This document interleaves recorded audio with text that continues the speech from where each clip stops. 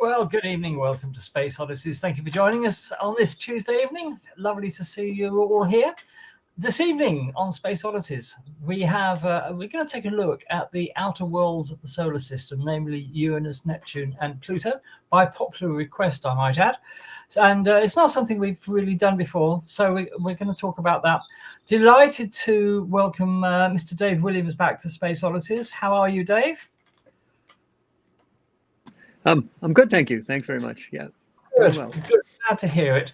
And of course, we have the usual suspects with us tonight. So, hello, Daz. Hi, Andy. I was just saying we're admiring the where the sun grows faint, but there should also be added to that. Thermals are required also. Absolutely, so, because we are, after all, talking about an exceptionally cold area of the solar system, from where the sun is more or less just a bright star in the sky. So we're going to be delving into these tonight. As regards Pluto, we're going to do a more in-depth look at Pluto in January, when we will be fortunate enough to have Dr. Alan Stern as a guest to talk about what we've learned about Pluto since the Pluto flyby 10 years ago this year.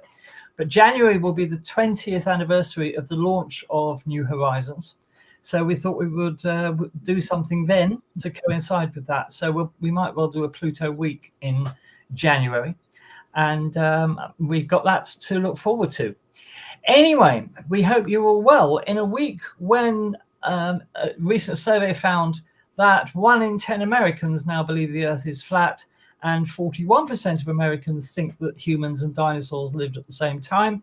This is your weekly inoculation against all of that nonsense.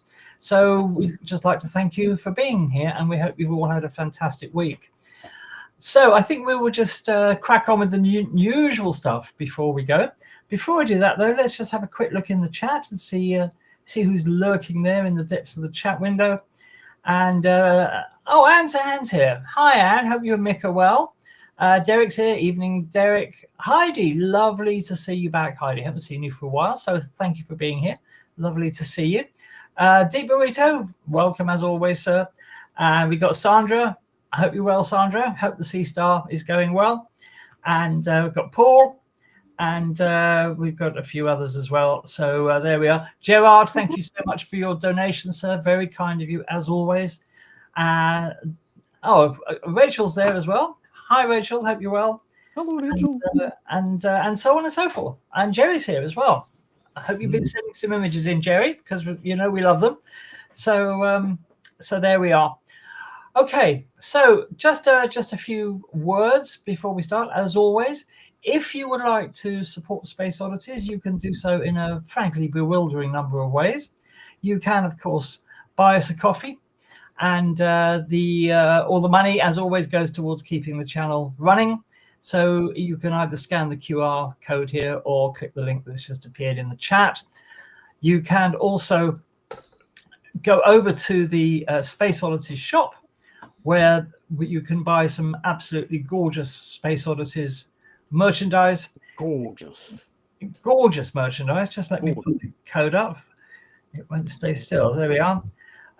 There we are. There's the Space Oddities shop. You can get your Space Oddities t-shirts and hoodies there. Don't forget, winter's drawing in, and you'll need something a little warmer to keep you happy than a t-shirt. So you may want to invest in a beautiful Space Oddities hoodie. They come in 2 designs. One with the zip down the front, in which case the design is on the back, and an over-the-head one where the design is on the front. The choice is yours. You see the choice. They're being marketed as Prada, so for much more money. So this is the place to get them. Absolutely, absolutely. We haven't had any cheap Chinese copies of them being made yet. I'm a bit indignant about that, to be quite honest. But we didn't hope. So there we are. You definitely won't see them appearing on Amazon. So now is the time to grab them from the Space Oddities shop.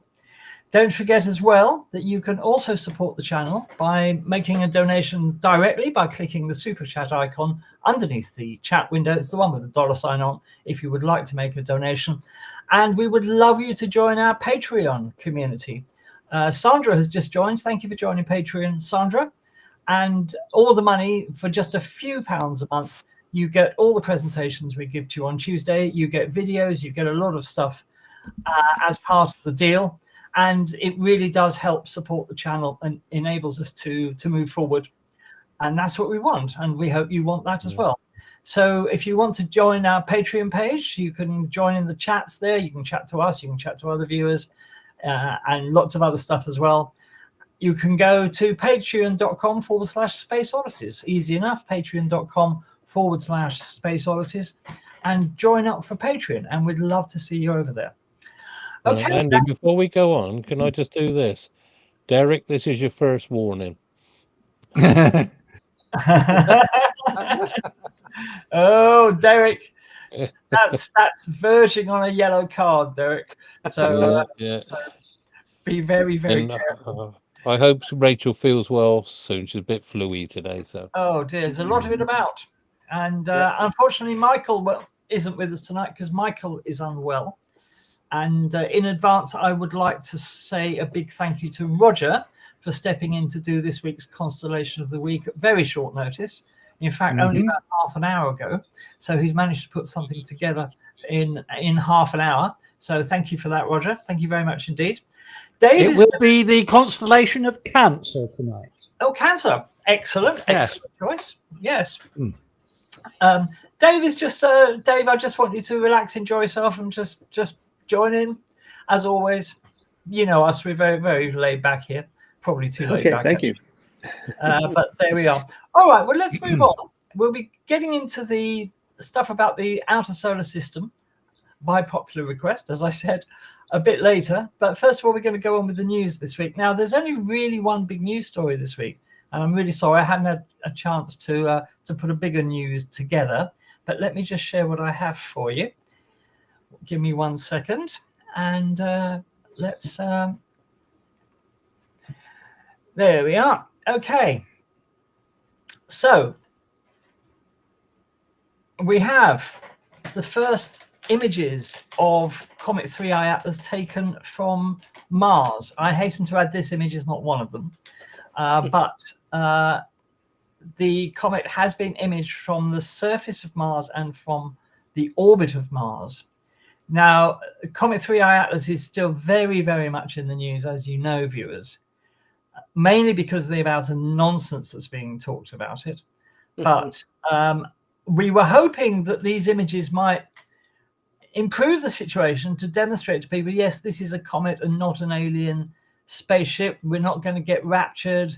Or at least I don't think so. So I thought I was going to get raptured, and all I got was a message saying, please contact customer service. So a bit of a waste of time. In fact, the images from Mars have made the situation worse, and I'll explain to you why that is.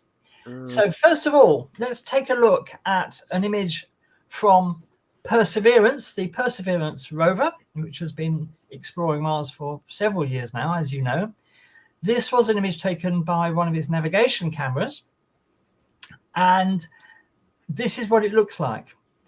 Now, it looks a strange shape. It looks sort of cylindrical, but only because this is a bit of a long exposure, and it's moved.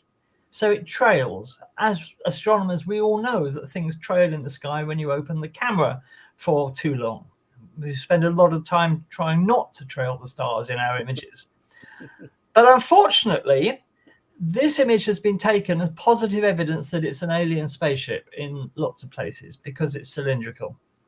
So, as I said, this has just made things worse. But it's still a remarkable image in its own right, of course. Very noisy picture. But don't forget, the camera on the Perseverance really wasn't designed to do this sort of work. So it was designed to navigate the rover around Mars. So it's done a remarkable job getting this image in the first place. But it also did a time lapse.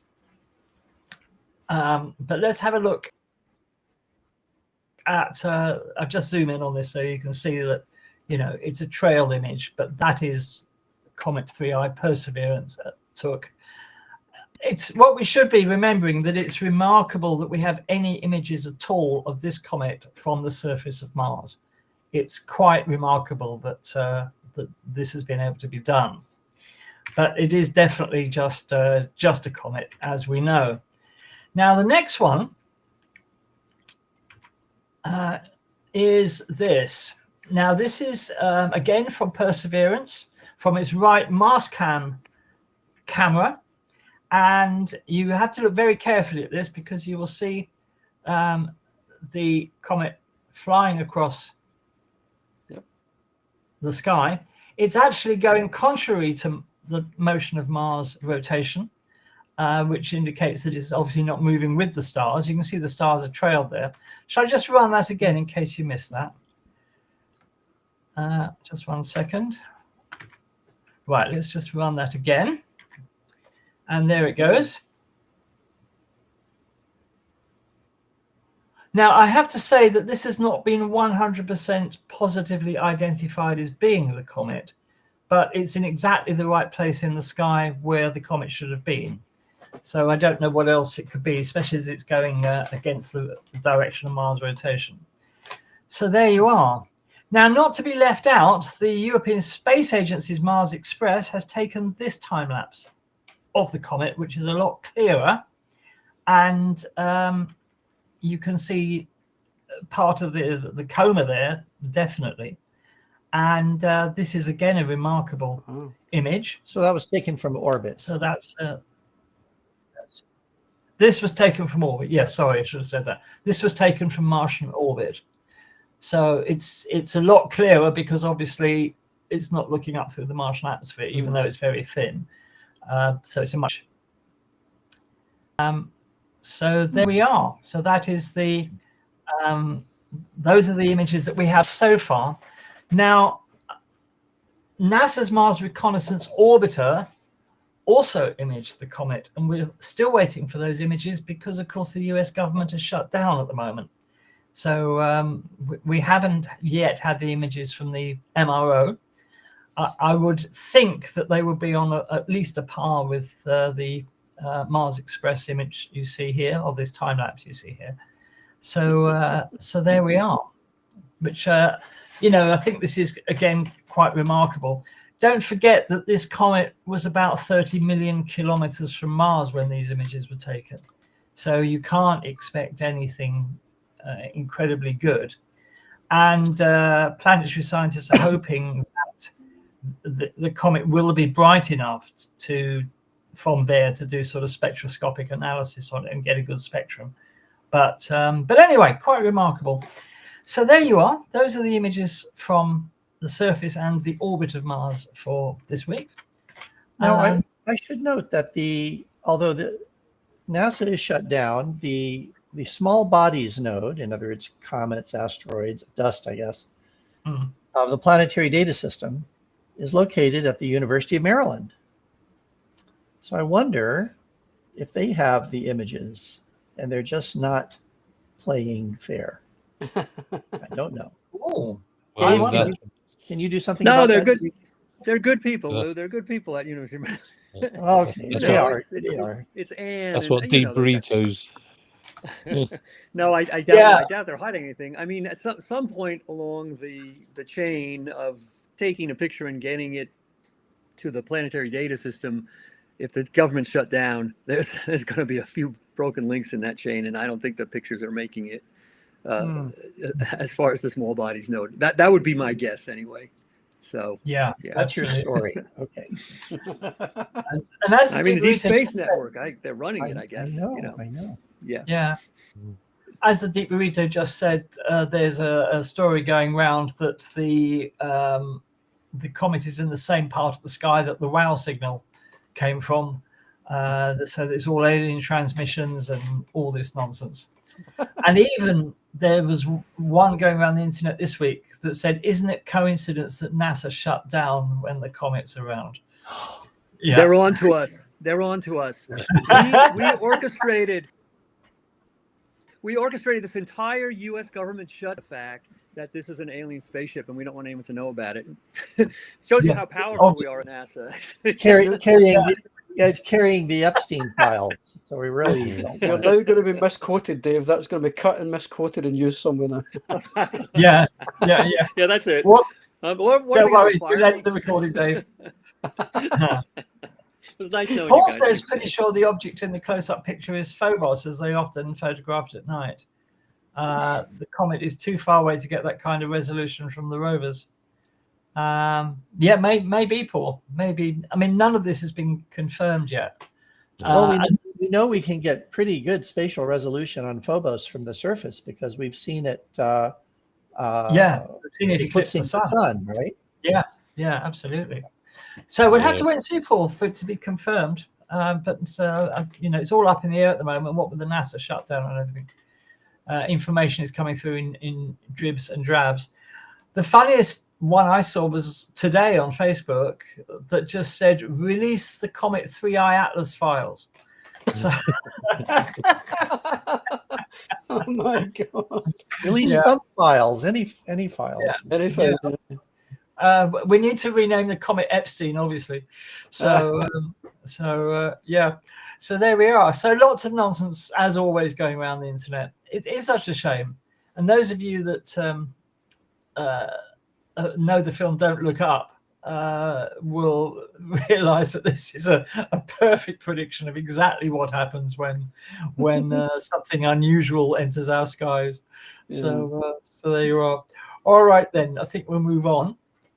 So anyway, if you've got any comments, thoughts about 3i Atlas, I posted a poll, by the way, on the YouTube channel. If you go to the YouTube channel and look at the posts tab, I posted a poll asking people what they thought it was. Luckily, the majority of people thought it was an interstellar comet, but we had a couple of people saying it's an alien spaceship. So there. If you want to outvote them, put them right down at the bottom. Go along to the channel where you are at the moment, of course. Click the post tab and vote in the poll if you would, and help get the numbers up for the interstellar comet. So there we are. Do you know how big it is, Andy? Sorry? Do you know how big it is? Yes. Moving on. It's anywhere between. They think at the moment the nucleus is anywhere between. I think it's 3 and 15 kilometers. Oh wow! Yeah, it's got to be pretty big because it's the mothership, isn't it? Yeah, that's true. That's true. True. That's Very true. Yeah. Right. So we're going to move on now. And first on the agenda, we're going to get Daz to talk to us about Uranus. And of course, Uranus has been the butt, forgive the pun, of jokes for forever, since we were all young. And of course, when we were young, I hope this won't get me into trouble with YouTube, but it was pronounced Uranus. But of course, everybody got fed up with Uranus being the butt of the jokes. But we're going to find out what else we know about it. And for each of the planets, Uranus, Neptune, and Pluto, we're just going to go through the basics of the planets for those of you who might not know. And then we'll have a chat after each one and see if there's anything we need to add to it or any points that come out of it. So I'm going to hand the floor over now to Daz. Right. Okay. Then, as Andy said, there are a few on the panel here who have derogatory remarks about Uranus, and they've got nothing nice to say about it. They call it boring, tedious, nothing to look at, nothing to see here. Well, to be quite honest, I don't agree. So here we are. You're just proving your point, Daz. Yeah. Well, now here it is. Look at it. It's full of charisma. It's it's oozing. Charisma is actually, it's got a bit a little quirky side to itself. It's absolutely beautiful. I don't know why people just keep putting it down. So anyway, let's have a look. Let's see what we're actually looking at. So just see. Oh no, I've just got. Oh, sorry, I'm in the wrong place again. Won't be a second. Just bear with me. Right, here we go. Right, can you see that? Yeah. Yes. Right. First of all, before we actually go and join Uranus out in those cold backwoods, first of all, I think we better explain exactly where it is. And basically, it's beyond what we call. Here we have a picture of the solar system, just a basic picture. In the bottom one, you can see all the planets all nicely lined up. And I don't know how you remember them, but you've got basically the way I remember. So very eager mother just served us noodles. So that gives me the order of what we're actually looking at. But of course, these planets, these big gas giants and the ice giants, they actually lie behind what we call the snow line or the frost line. It's got several names, and it's this blue line just here. So we'll talk about what's going on here in a second. But this is what it is. They're actually beyond the what we call the frost line. So here they are, all four of them, the two gas giants and the two ice giants. The two blue ones at the end are, the first one is Uranus, and the second one is Neptune. So let's just have a quick chat about this. So the frost line, also known as the snow line or ice line, is the distance from the sun in the solar system where temperatures are low enough for volatile compounds like water, ammonia, and methane to condense into solid ice. This line plays a crucial role in the formation of the planets. So inside the frost line, which is on the left-hand side, only rocky materials can condense, leading to the formation of terrestrial planets like Earth and Mars. So this is where where all the cool dudes live.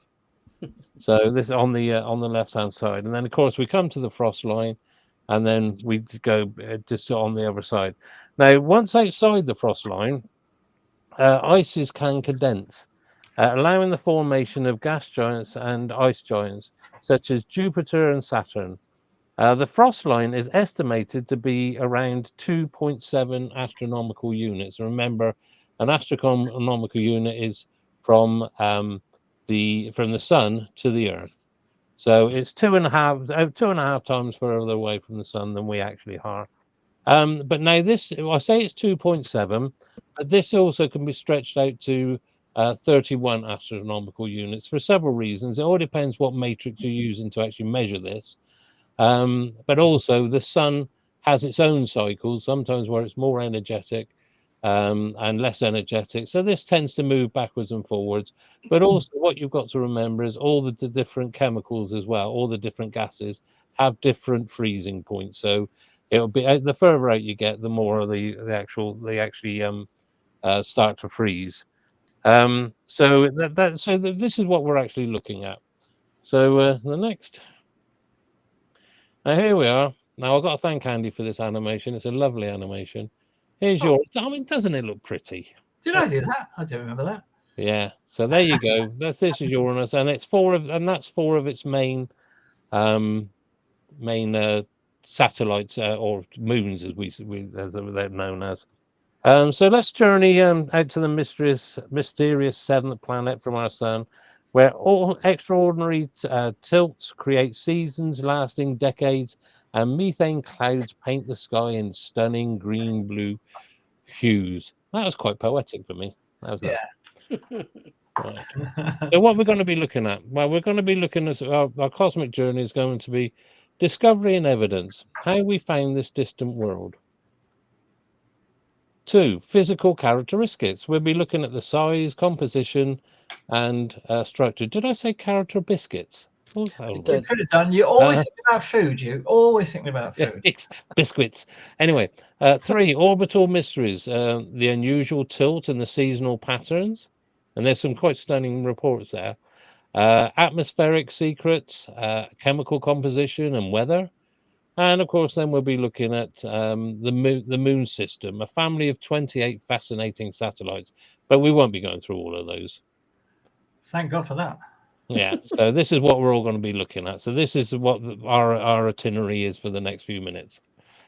Right. An accidental discovery. Frederick Wilhelm Herschel was the chap who actually first discovered Uranus on the 13th of March, 1781. So William Herschel, observing from Bath in England, spotted what he initially thought was a comet through his handmade telescope. On closer examination, this comet showed no tail and moved in a perfectly circular orbit, clear evidence of a new planet. Herschel decided to name the object Georgium Sidus, which means George's star, or the Georgian planet, in honor of his new patron, King George III. Well, we know that didn't happen. So why did it get the name Uranus? Well, it's down to this dupe here, Johann Alert Bode. In a March 1782 treatise, Johann Alert Bode proposed Uranus, the Latinized version of the Greek god of the sky, Cronus.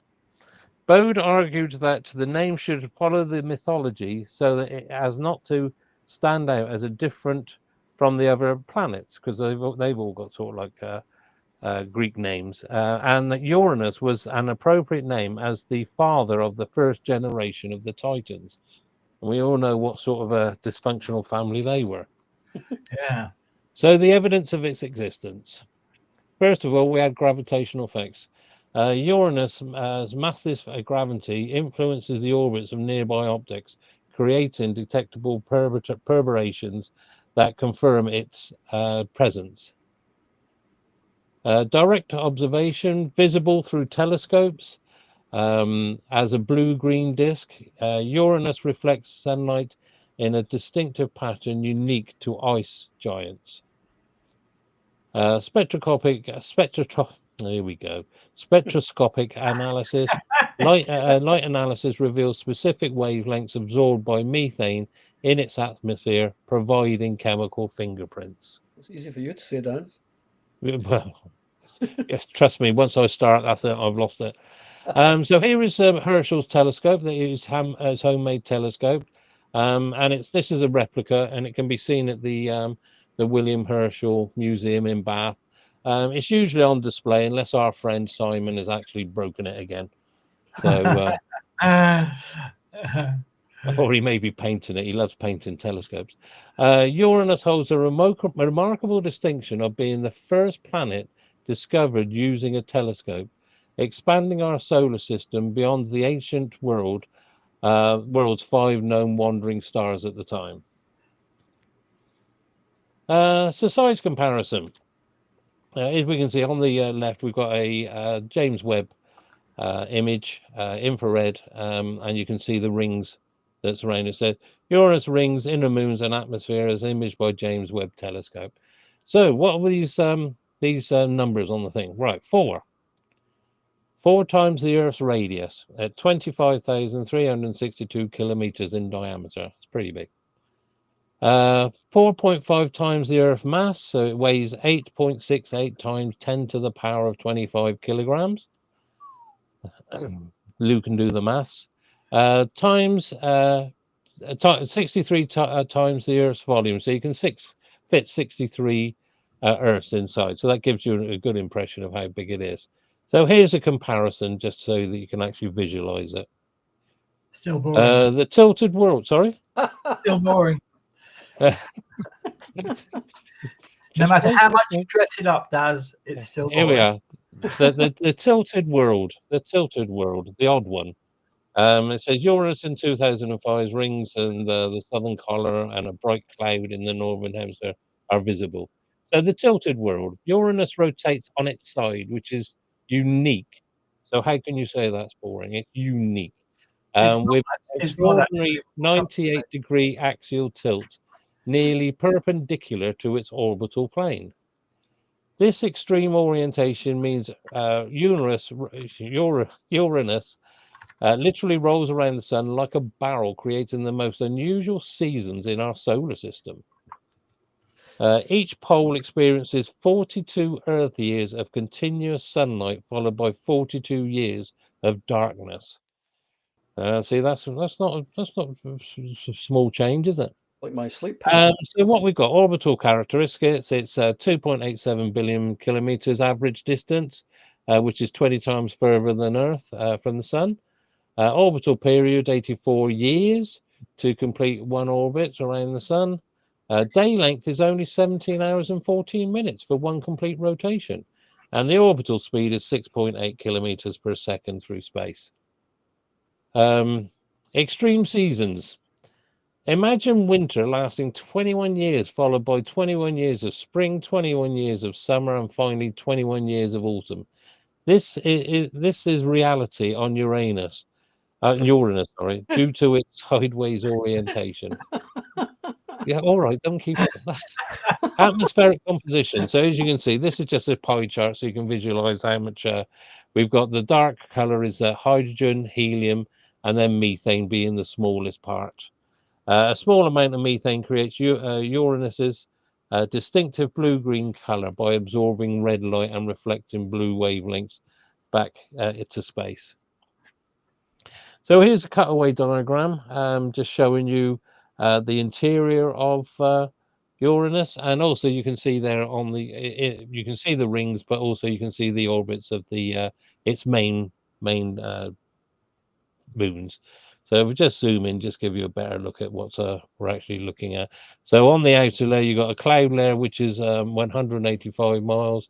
Then you've got molecular hydrogen as we move in, water, ammonia, sea, and a rocky core. Chemical mysteries, hydrogen and helium dominance.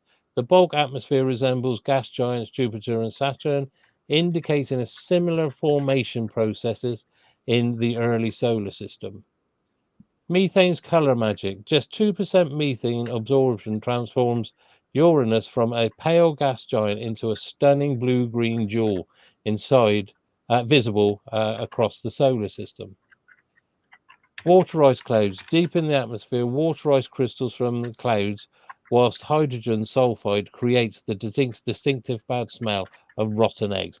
Now, that is funny. Everybody loves a rotten egg. That's a stink bomb. So, right. Now, this is complete extremes, as it says here. And this is completely contradictory.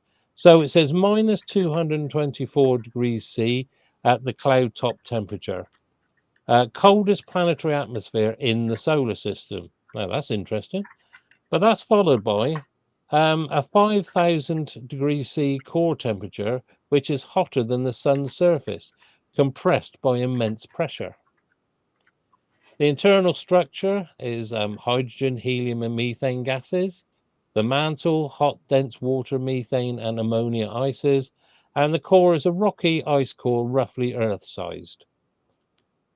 Unlike gas giants, Uranus contains more water, methane, and ammonia ices than hydrogen and helium, earning it the classification ice giant. Weather patterns, it calls it a gentle giant here. So despite receiving 400 times less sunlight than from Earth, Uranus experiencing surprisingly calm weather with wind speeds reaching 560 kilometers per hour. That is calm. They call that calm. Cloud formations appear and disappear seasonally, creating bright spots visible through powerful telescopes. And the planet's low internal heat generation creates a remarkably uniform temperature distribution. See, what's boring about it, Andy? Come on. The moon system. Right, we've got 28 known moons, named after Shakespeare and Alexander Pope characters. It's got 5 major moons, Titania, Oberon, Ariel, Umbriel, and Miranda. And it's 13 ring system. They're faint, narrow rings discovered in 1977. And here again is a near-infrared image of the 6 largest moons and the 8 largest inner moons of Uranus as captured by the James Webb Telescope in 2023. 2023, sorry. So the major moons, Titania, Oberon, and Miranda. Titania is the largest moon at 1,578 kilometers in diameter, and it features massive canyon systems and ancient impact craters. Oberon, second largest moon with heavily cratered terrain and mysterious bright ray systems. And then we've got the strange Miranda, the smallest major moon displaying the most bizarre and varied terrain in the solar system. Miranda, the Frankenstein moon, which I think is a bit harsh. But Miranda appears to have been shattered and reassembled multiple times, creating a chaotic landscape of cliffs, ridges, and smooth plains. Verona Rupees, a cliff on Miranda, stretches 20 kilometers high, the tallest known cliff in the solar system. Scientists believe tidal heating from Uranus may have melted and reformed this moon repeatedly. I'm sorry if I'm going a bit faster, but we've got to get through this one. So Voyager 2, our only visitor. Now, these are all images of the main moons taken by Voyager 2. In January 1986, NASA's Voyager 2 became the first and only spacecraft to visit Uranus, and it flew about 81,500 kilometers above the cloud tops. This historic encounter revealed the planet's magnetic field, discovered 10 new moons, confirmed the ring system, and provided our most detailed images of this distant world. All our close-up knowledge of Uranus came from this single brief encounter over 35 years, and I think Lou's going to be giving us a bit more detail on that. Uranus is seen by NASA Voyager 2. This is an image of Uranus taken from Voyager 2 in 1986. And look, just pop back to that. I mean, look at it. It's gorgeous. Look, absolutely fantastic. And future exploration. I hope people are still awake. Orbital mission proposals. Scientists are advocating for dedicated Uranus orbiter missions to study seasonal changes. That's going to be a long one, isn't it? And atmospheric dynamics over multiple years. Atmospheric probes. Direct atmospheric entry probes could analyze chemical composition and weather patterns in unprecedented detail. And a moon study, a moon system study, extended mission could investigate the bizarre geology of Miranda and search for subsurface oceans in other major moons. So the Ice's giant legacy, the ice giant's legacy. Sorry. So again, this is the picture on the right is Uranus in false color from Voyager 2. Uranus continues to challenge our understanding of planetary formation and evolution. Its sideways rotation, unusual magnetic field, and diverse moon system make it one of the most intriguing worlds in the solar system. See, they think so, Andy. From Herschel's accidental discovery to Voyager's 2 flyby, Uranus reminds us that the cosmos holds endless surprises awaiting to be uncovered by human curiosity and ingenuity. The mysteries of Uranus await future explorers who will unlock its secrets and deepen our understanding of the ice giant's planets throughout the universe. The end. So hope that's enlightened you. Fantastic. And it's changed a few minds out there. So yeah, well, well. Can you just take that? Yeah, I'm just doing it now. So here we go. Whoop. There we go. Okay, thank you.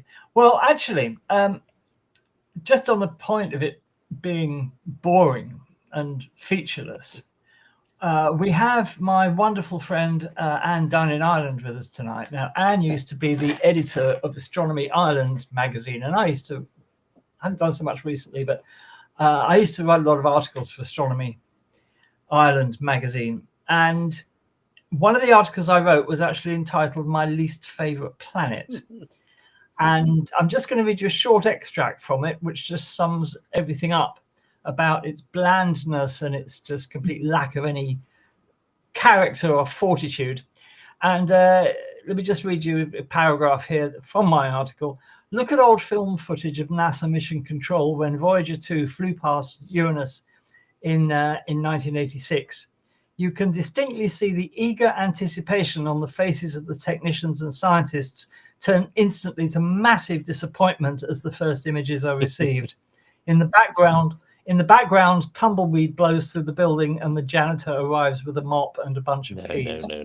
So Voyager 2 didn't stop and get to know Uranus. So, it's their own fault. They should have hung around a while, and just sort of like should have brought it roses, but they didn't. So they just flew on by. Hey, I was there. I've changed my mind. I was there at JPL. Oh, you were on Voyager 2, were you? I think we quickly set up a suicide hotline, as I remember. Oh, this is so harsh. So harsh. such a downer. Well, Daz, you've changed my mind now. I think it's actually. Oh, got one converter. There we go. I'm with Andy now. I think it's really boring. Oh, God. Right. Well, Okay. listen, if even the man who discovered it didn't think it was interesting enough to be a planet, he thought it was a comet, and he reported it to the Royal Society as a comet. I mean, what does that tell you about it? I think you're all wrong. Well, You know, you're so harsh. You're so harsh. as boring as it is, Millions of years doing bugger all. as boring as it is, the latest planetary decadal survey put a Uranus mission right up top. And it's a little harder to do when you cut the NASA budget by 50% and then shut down the government. But I'm sure NASA finds a way. NASA always finds a way. So Great somebody, presentation. maybe NASA won't do it. Maybe the Scottish Space Agency will do it. Yeah. We're getting there. We're getting there, Lou. We're getting there. Glad to hear it. I didn't know they did astronomy in Scotland. That's good to hear. Saxiford will be. They don't often have the skies for it. That's for Saxiford sure. will be bigger than NASA one day. Watch this space. Okay. I'm ready. All right. Right. Let's move on. All right. Let's move on. So I think we're going to go back to Daz now for Oh, are we? Neptune. What are we going on for now? That's what it Sorry. Neptune, remember? Oh yeah. Well, I thought I was doing that later. Okay. Yeah. Right. Let's go in. Let's get Neptune up for you. Oh, I'm coughing now. I'm going to need a drink. Right. Won't be a second. Just bear with me. Who am I doing? Neptune now. Right. Yeah. So don't forget, viewers, if you have any questions about Uranus that we've so far failed to answer, actually, can I just go back to Paul Schrum, who I've already answered? Actually, it's about the comet, and he asked a very good question. And Paul says, now that we're finding these extrasolar comets occasionally, has there been talk of preparing an interceptor spacecraft to be launched when one comes in the right direction so as to study it up close? And the answer is yes. In fact, only recently, I can't remember if it was Europe or NASA, to be honest, but somebody has put forward a proposal to situate a spacecraft out of somewhere like L1 or L2, where it would just sit waiting for the next interstellar visitor and then set off and intercept it, which I think is a marvelous idea, because, you know, we very nearly missed Oumuamua, and Comet Borisov didn't have anything intercepting it. We need to be ready for these occurrences. Now we've got 3i Atlas, and again, we haven't got anything going to meet it. And in fact, Europe is the only space agency that has sent missions to 2 comets to intercept them. That being Comet Halley in 1986, that got the first photograph of the nucleus of a comet, and of course the interception of Comet 67P. So you know, Europe's got form with this, and if anybody could do it, I think Europe will be the obvious choice.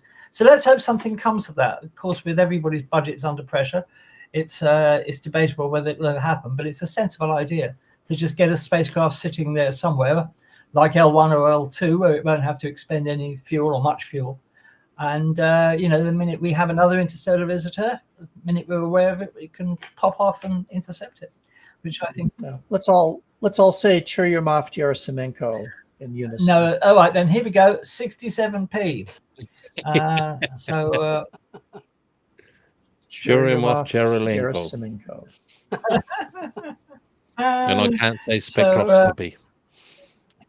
Yeah. So Rosetta, that wonderful spacecraft that eventually actually landed on the comet after its mission was complete, and dropped that poor little probe Philae, which decided to use the comet as a trampoline rather than a place to land on, and ended up tucked under a rock somewhere, not really able to get the data that it wanted to before its power died.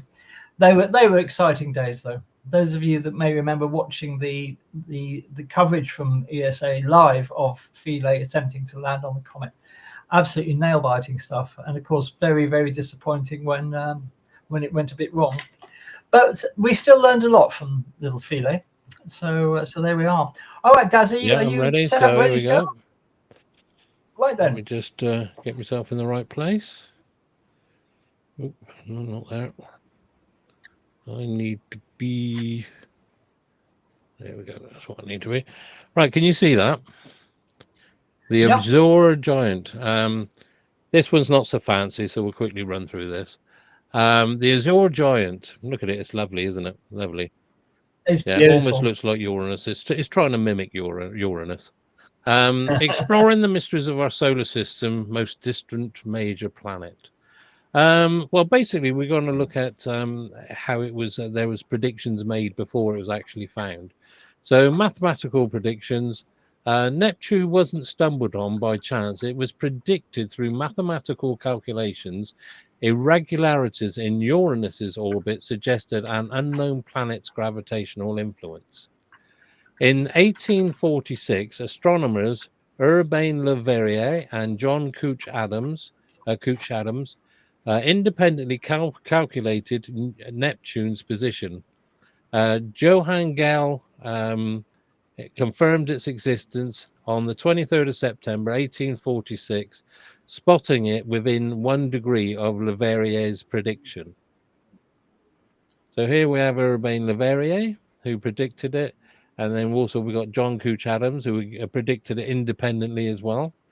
And here's the chap who actually first saw it, and this is his telescope on the right hand side. It's a 9-inch refractor telescope which Gale used to discover Neptune. So I got to try and stop. Let's say Uranus. The name behind the planet. So in Roman mythology, it's named after the Roman god of the sea, reflecting its deep blue color, reminiscent of Earth's oceans. Symbol legacy. Neptune's astronomical symbol, which is a trident, represents the god's trident, maintaining classical naming traditions. So that's Neptune's trident. The name was universally adopted, marking a rare moment of international scientific cooperation in 1840s. See, we can get on occasionally. Neptune's vital statistics. You on biscuits? 4,244 kilometers in diameter, so it's quite a big one, nearly 4 times wider than Earth, making it the 4th largest planet. 17 times Earth masses, significantly more massive than Earth, despite similar density to Uranus, and 4.5 billion kilometers from the Sun, the most distant major planet, receiving just 1/900th of the Earth's sunlight. So, as I said, thermals are required. 165 Earth years. Neptune takes 165 years to complete one orbit around the Sun.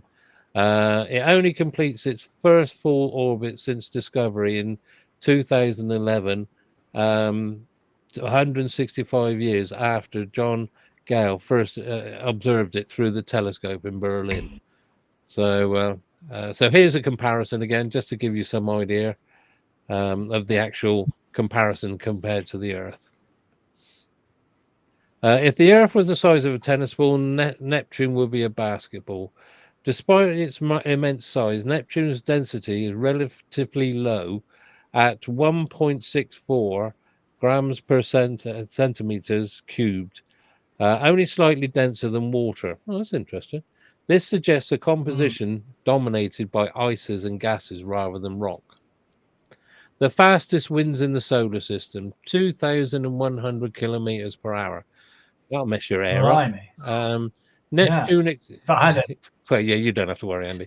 Neptune's experiences the most violent weather patterns known to science. Wind speeds can reach an astounding 2,100 kilometers per hour, nearly twice the speed of sound and 5 times stronger than Earth's most powerful hurricanes. This supersonic wind races around the planet in opposite directions to its rotation, creating a massive storm system visible from Earth.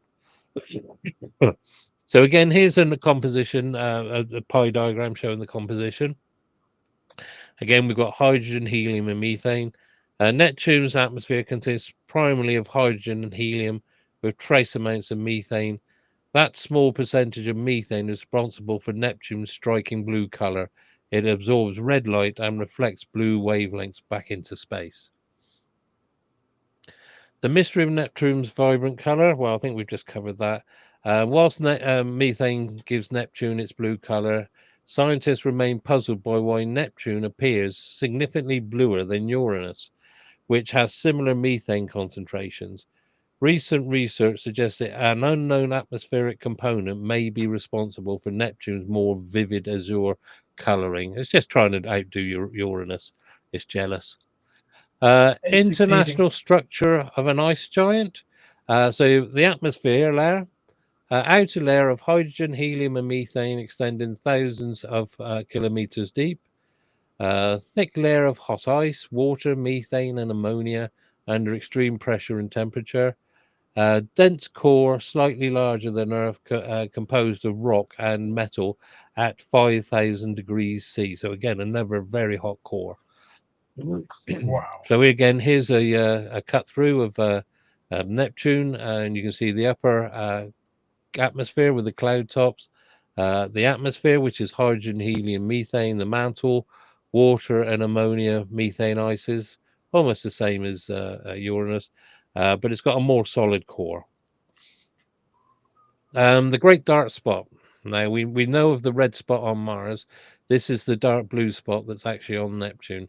It's transient giant. When Voyager 2 flew past Neptune in 1989, it photographed an enormous anticyclonic storm system dubbed the Great Dark Spot, comparable in relative size to Jupiter's Great Red Spot.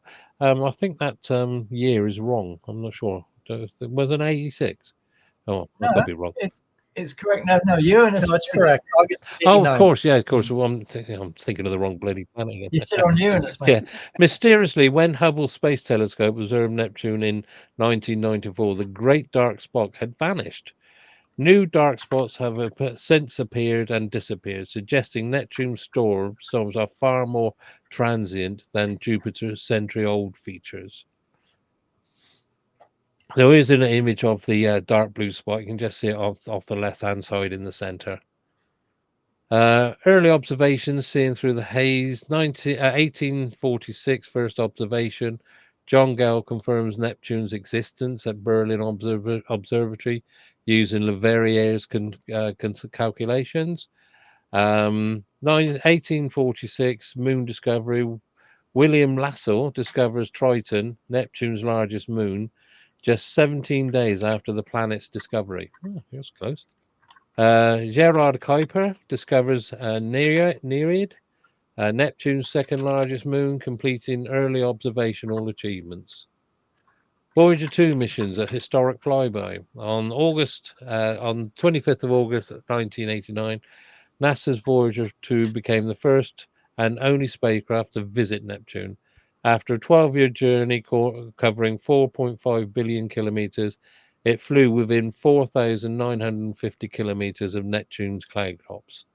This single encounter revolutionized our understanding of the ice giant, revealing 6 moons, 4 rings, and unprecedented detail about Neptune's atmosphere, magnetic field, and internal structure.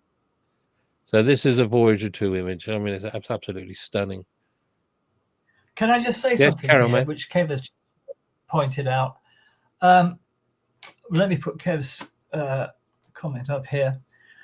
Kev says, I thought Neptune's color had been declared as false, and it is actually almost identical to Uranus in color, which this was a fairly recent thing.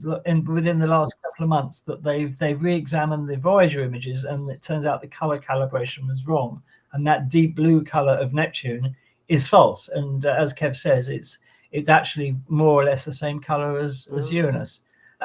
Dave or Lou, can you confirm that? I'm not dreaming. I read that. Am I? I cannot. No, me neither. I haven't heard that. I think I've seen something along those lines. Now you mention it, so time to look. Yeah. All right. Well, while you're talking, Des, I would just go and research okay, that. then. So Voyager 2's groundbreaking discoveries: extreme weather systems, documented the fast winds in the solar system and massive storm formations. Ring system confirmation confirmed Neptune's complete ring system with detailed imagery and measurements.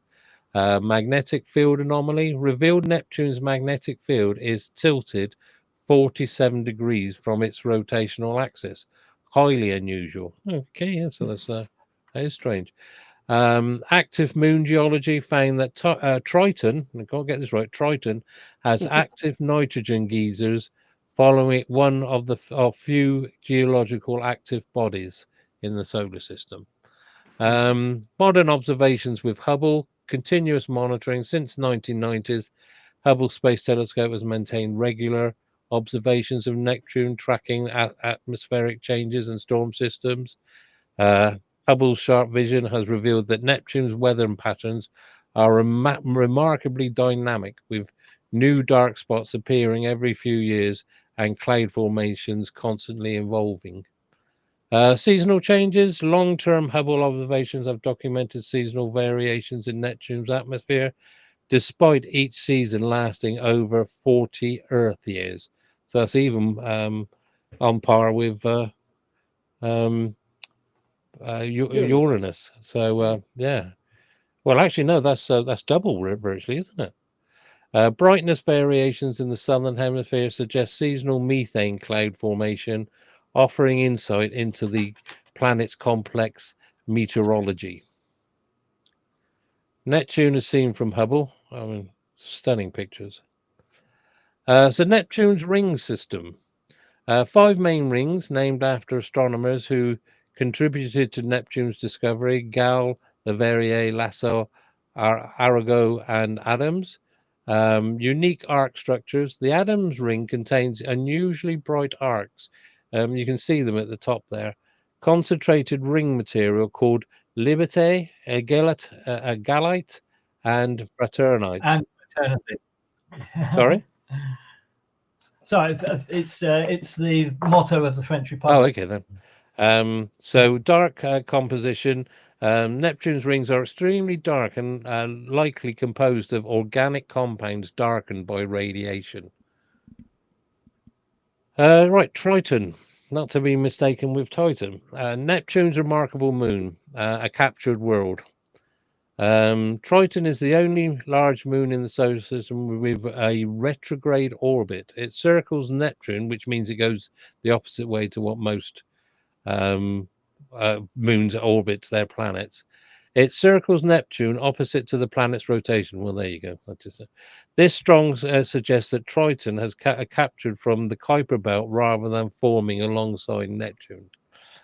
With nitrogen geysers erupting from its surface and a thin atmosphere, Triton remains one of the most geologically active bodies in the outer solar system, despite temperatures of minus 235 degrees C.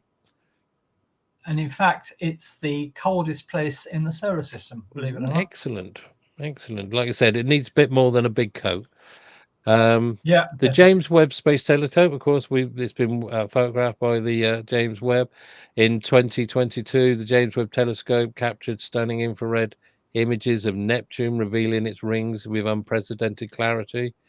The clearest view for over 30 years.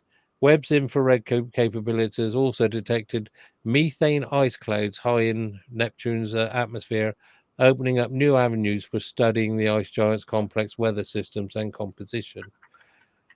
Right, so here's one of the James Webb images. As you can see the ring system. You can see some of the smaller moons in the ring system, and you can see some of the bigger moons further out, all shining away lovely. It's a fantastic, stunning photograph. Outstanding mysteries, internal heat. Just a quick Sorry. comment, guys. When we're looking at James Webb images, we're seeing thermal emission, infrared thermal emission. When we're looking at HST images, we're seeing reflected solar. So they're going to bring out different structures and different depths. So that's great. That's great, Lou. Well pointed out. So outstanding mysteries, internal heat source. Neptune radiates 2.6 times more energy than it receives from the sun. The source of this internal heat remains unexplained. as it's too much to be left over from formation. Magnetic field puzzle, as we mentioned earlier. Neptune's oddly tilted and offset magnetic field suggests a different generation mechanism than Earth's. Scientists believe it originates from the thin shell of conducting material rather than its core dynamo. Storm formation, how Neptune generates and sustains the solar system's fastest winds from such distance. Weeks, sunlight remains one of the planetary science's greatest enigmas. Future exploration, NASA and ESA have proposed dedicated Neptune orbiter missions for the 2030s. Understanding atmospheric dynamics, internal structure, and Triton's geology are key goals. That's scientific priorities. Long journey ahead. Any missions would take 12 to 15 years to reach Neptune, requiring sustained commitment. Neptune remains one of the least explored planets in our solar system. A dedicated mission would unlock secrets about the ice giants formation, planetary atmospheres, and the outer solar system's evolution. Knowledge essential to undertaking exoplanetary systems throughout the galaxy. So the end. Right. Okay. Now, as regards this business of Neptune's color, if you take that off the screen, yeah, there we go. Okay. So, when I said this was news a couple of months ago, goodness me, my brain must be going. It was actually in January last year. It's true. Let me show you the BBC article from the time. Neptune and Uranus seen in true colours for the first time. Yeah. The top two are how it appeared to Voyager, or the images we got. And here you have the reprocessed images showing that, in fact, Neptune and Uranus in reality are about the same colour. Just a slight variation. Yeah. I definitely. mean, once it was mentioned, I thought, my God, can you imagine if after the big impressive letdown of Uranus, if we had thought that Neptune looked like that, we would have no more planetary scientists alive. Well, they would give up, wouldn't they? They'd resign immediately. They'd think, what am I doing? They'll be asking if you want fries with them. Yeah. well, they're twins, aren't they? They're twins. So yeah, they are. I mean, they're not far off the same size either. The other thing was, let me just find it. Derek had a good question I'd like to put to Lou or Dave. they've been chatting away on there. I didn't notice. Yes. Yes. Derek says, could you hear the wind on Neptune, considering you will be blown away faster than the speed of sound? What? Well, we haven't tried, but I imagine you could. I mean, for one thing, it would take you a while to accelerate to that, and there's tremendous wind shear on Neptune. We know that. So you're going to have winds moving in a variety of directions, with some forming these kind of anticyclones. So my vote is yes. Dave, you want to comment? Or are you smart enough to stay out of this? That sounds like a good answer. Yeah, right. I'm just the new guy, so maybe I should just keep my hand down. No, it sounded pretty good, Lou. Actually, for something you just made up on the spot there. Yeah. No, like everything else that we say here on Space Oddities. Okay. I guess, yeah. I mean, I guess you would hear it if you were just standing still somehow in that atmosphere. And I suppose if you were getting blown along with the atmosphere, any difference in your velocity with the wind, you'd hear it. So you wouldn't care, I guess, that your speed of just relative to the rest of the air, you wouldn't be moving that fast. But that's an interesting question. Yeah, thank you for that. They're very interesting. So essential packing in your luggage is a kite. Yeah. I don't think Mary Poppins would get on very well. Well, Alec, I don't know if you've seen. I don't know if you've just seen this one come through. Well, let me just catch it if I can. But let me just try it. It's Alan. Alan says, "Supersonic wind would roast you." Okay. Yeah. That could that's be probably very depending. Yeah, depending on how dense it was. I mean, depending on how far down in the atmosphere you are, I suppose. I mean, I don't know where the winds are and how dense the atmosphere is at. You know, where those winds are measured, right, Lou? I mean, it could. There could be in the upper atmosphere. Right, but if you, which could Dave, be if you would pretty use, low density, pretty tenuous. There won't be that much energy. You won't get roasted or whatever. But I don't know. if you would just use your Navier-Stokes equations, you would know this, Dave. Oh, okay. Well, go, then enlighten us, Lou, please. So you've just done this in your head, Lou? Is that what Which you're is saying? how it's done, yes, apparently. well. Anyway, Yeah, right in my head, yes, of course. I think we can I gain was from this thinking that Derek loved your presentation. Storm Amy. Oh, yes. Sandra's those of you comparing it suffering- to Storm Amy. Yeah. Anyway, I think we can judge from that, Daz, that Derek loved your presentation because he's blown away by Neptune. So there we are. Where's the votes for Uranus? Two other comments. Okay, well, we're going to move on now. For and they certainly are, just like the Earth is a failed star. But even Jupiter would have to have over 100 times more mass to generate nuclear fusion. So the only variable is mass. And there was another one that we didn't answer, but I can't find it. I'm not sure. Yeah, they've been chatting away quite a lot, so it's hard to find them again. But yeah, because I mean, you're talking about failed stars. Of course, you've got your brown dwarfs, which are usually they're larger than Jupiter, and these what we're calling giants here. But again, they still haven't gained the mass to actually start fusion. Some of them have sort of like some indications of the sort of like the pre-ignition, but it just doesn't last because they haven't got the mass to keep them going. So yeah. There we are. Okay, well, let's move on. We're going to move on now to the last world in our look at the outer worlds of the solar system for this evening. That, of course, being Pluto, which by anybody's criteria is a far, far more interesting and fascinating little world. So let me just... At least you can stand on it. So there we are. So Pluto, the mysterious dwarf planet of the Kuiper Belt, and that is a New Horizons image on the left there, obviously. Beautiful New Horizons image. We'll just go very quickly through this because I'm sure most of you are familiar with the discovery of Pluto. Of course, it was discovered in 1930 by Clyde Tombaugh at the Lowell Observatory. It was the 9th planet in the solar system for 76 years. The IAU in 2006 had a vote and decided to demote it to the status of a dwarf planet. I don't think it's a demotion. I think it's just a different name. Reclassification, Yeah, it's a reclassification. It really doesn't mean a lot. Pluto doesn't care, obviously. The name Pluto was given to the world, or the planet as it was then, in a competition won by British schoolgirl Venetia Burney.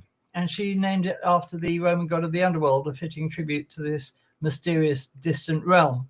So there we are. That's the discovery. The orbit of Pluto is a little bit of a cosmic oddity. As you're probably aware, it takes 240 Earth years to go around the sun. So the United States hasn't existed for as long as one orbit of Pluto. It has an eccentric path varying from 29.7 to 49.3 AU. And this means that occasionally Pluto is closer to the sun than Neptune. So it's not always the most distant world in the solar system. And it's got a tip. Now, this is what I was going to tell you about when you said that Uranus was unique, having a 98-degree axial tilt. Pluto beats it. And in terms of it being almost on its side. Now, what this leads to is something we'll talk about in a moment. It's locked in a 3-2 orbital resonance with Neptune this means that they will never collide because of their orbital resonance, meaning that although their paths cross in orbit, then it's not they're not ever going to collide. They're safe from hitting each other because of this 3-2 orbital resonance. So it's 2,377 kilometers in diameter, and that's roughly two-thirds the size of the moon. Small enough to fit within Australia. So there we are. It's a sixth the mass of our moon. So it is surprisingly lightweight. It's got a 15th of the Earth's gravity, meaning that if you weighed 70 kilograms on the Earth, you would weigh just 4.7 kilograms on Pluto. Its surface temperature is minus 229. And this means obviously the liquid water is impossible. But you may remember from what Daz said that on Triton it's minus 235. So this does make Triton the coldest place in the solar system, meaning that Pluto is actually warmer than Triton. And we're not quite sure exactly why this is, I don't think. Dave or Lou, do you know why Triton is that much cold? Yes, colder? because it has a very icy surface that's reflecting most of the light that falls on it. Ah, simply that. Okay, thank you for that. It's surfacing a lovely New Horizons image again on the right, or part of a New Horizons image. It's a world of contrasts. Bright icy plains like Sputnik Planitia stretch across vast regions. And the topology of Pluto was entirely unexpected. We didn't really expect to see the features on Pluto that New Horizons revealed to us. And you have this bright icy plain like Sputnik Planitia, and that is actually thought to be the site of an ancient impact. And we could talk a lot about that and what's going on under the surface, actually, but we'll probably do that in January. Dark, heavily cratered areas, ancient impacts, towering mountains. Now, if you look at the mountains in the image on the right, those mountains are made of pure water ice, and they are harder than steel. And flowing glaciers. There are active glaciers on Pluto, not water ice, of course, but methane ice and ethane. But underneath all that, there is a water ice bedrock underneath those exotic surface ices. And the atmosphere is very exotic as well.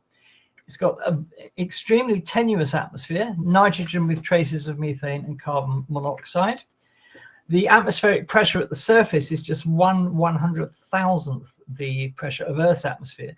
So it's barely more substantial than a vacuum, but that is enough to create fascinating seasonal weather patterns. Now, we've seen this time and time again in the outer solar system. And I probably said before that as far as I can see, the big lesson from us exploring the outer solar system is that these worlds, which we assumed logically would be icy and dead with absolutely no activity, are full of activity. Even that far from the sun, there's life and energy. I mean, not literally life, but there are things moving, and there is energy, and there's enough energy even at that distance for there to be geological processes happening. We saw these with the geysers on Triton, and we've seen it in the moons of Saturn, that even worlds that are very far from the sun have an incredible amount of activity. And I think there's a lesson in there somewhere. Now, the rotation and the axial tilt, Pluto rotates once in 6.39 Earth days, almost a week on the Earth. So this means that you get extensive periods of sunlight and darkness across its surface. And because the axial tilt, don't forget, Uranus is 98 degrees tilted over, Pluto is 119.5 degrees axial tilt. So it effectively rotates on its side. And this creates extreme seasonal variations that last for decades as it orbits the sun.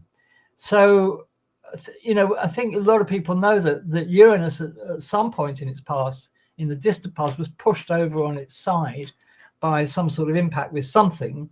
Well, Pluto we're not quite sure of the origin of Pluto, of course, because it is technically a Kuiper belt object. But something must have happened to tilt it over to 119.5 degrees, which is quite incredible, really. This means that for much of Pluto's orbit, one hemisphere experiences continuous daylight while the other endures perpetual winter darkness. Seasonal changes unlike anywhere else in our solar system. Moons of Pluto, well, there's Charon or Charon or Charon or Charon or however you want to pronounce it. Half of Pluto's diameter, so Pluto is often called a binary world because of the similarity in diameters between Pluto and Charon. Is a unique binary system. There's the moon Hydra, the largest of the small moons, 55 kilometers, highly reflective and icy. Styx, the smallest moon at just 7 kilometers across, discovered in 2012. Nix, irregularly shaped moon stretching 50 kilometers at its widest point. And finally, Kerberos, a mysterious 19-kilometer moon with an unexpectedly dark surface. So probably some sort of deposits on Kerberos that make it darker than you would expect. But, you know, apart from this, we know very little about the moons.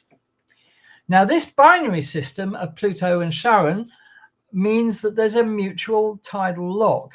They always show the same face to each other, like cosmic dance partners frozen in eternal embrace. This means the barycenter of the system, that's the, if you like, the center of gravity between the two worlds, lies outside Pluto's surface, a rare phenomenon that makes this more like a double dwarf planet than a traditional planet-moon system. And unique dynamics, the relationship creates fascinating gravitational interactions that influence the smaller moon's chaotic rotations and orbital patterns. Do you see what an interesting place this is? This is interest personified. Right. So in 2015 we had the NASA New Horizons probe do its famous flyby of Pluto, and as I said earlier, we will be having Dr. Alan Stern, who led a superhuman effort to get that mission off the ground, if you'll pardon the pun, and push it through when NASA didn't want to mount the mission. The problem was there was a time urgency because Pluto was about to go into its winter, meaning the whole atmosphere would freeze out on the surface, and Pluto would become just a featureless ball of ice with no features at all, a bit like Uranus. So there was a race against time to get a probe to Pluto before the atmosphere froze over. And Dr. Stern, as I showed you last week, his wonderful book, Chasing New Horizons, is the story of how he and his colleagues managed to get that mission to Pluto. And it's an absolutely fascinating read. Can I say something about that, Andy, very quickly? Yeah. There was originally a mission, I think it was called Pluto Express. And yes, it was proposed and thought to be too expensive. So it was canceled. And for the reasons you're stating, the planetary community screamed.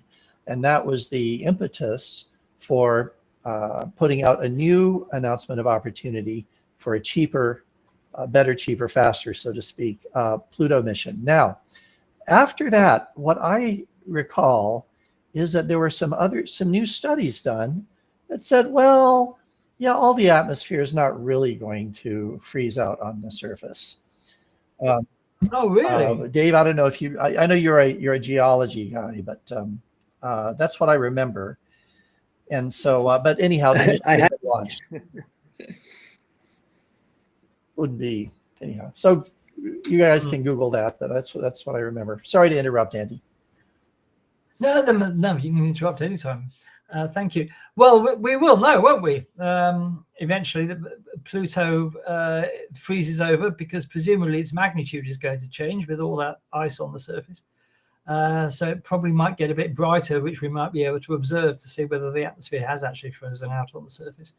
But anyway, we're looking forward so much to seeing Alan Stern again in January. So that should be, put that in your diaries, folks, because that should be a really interesting chat.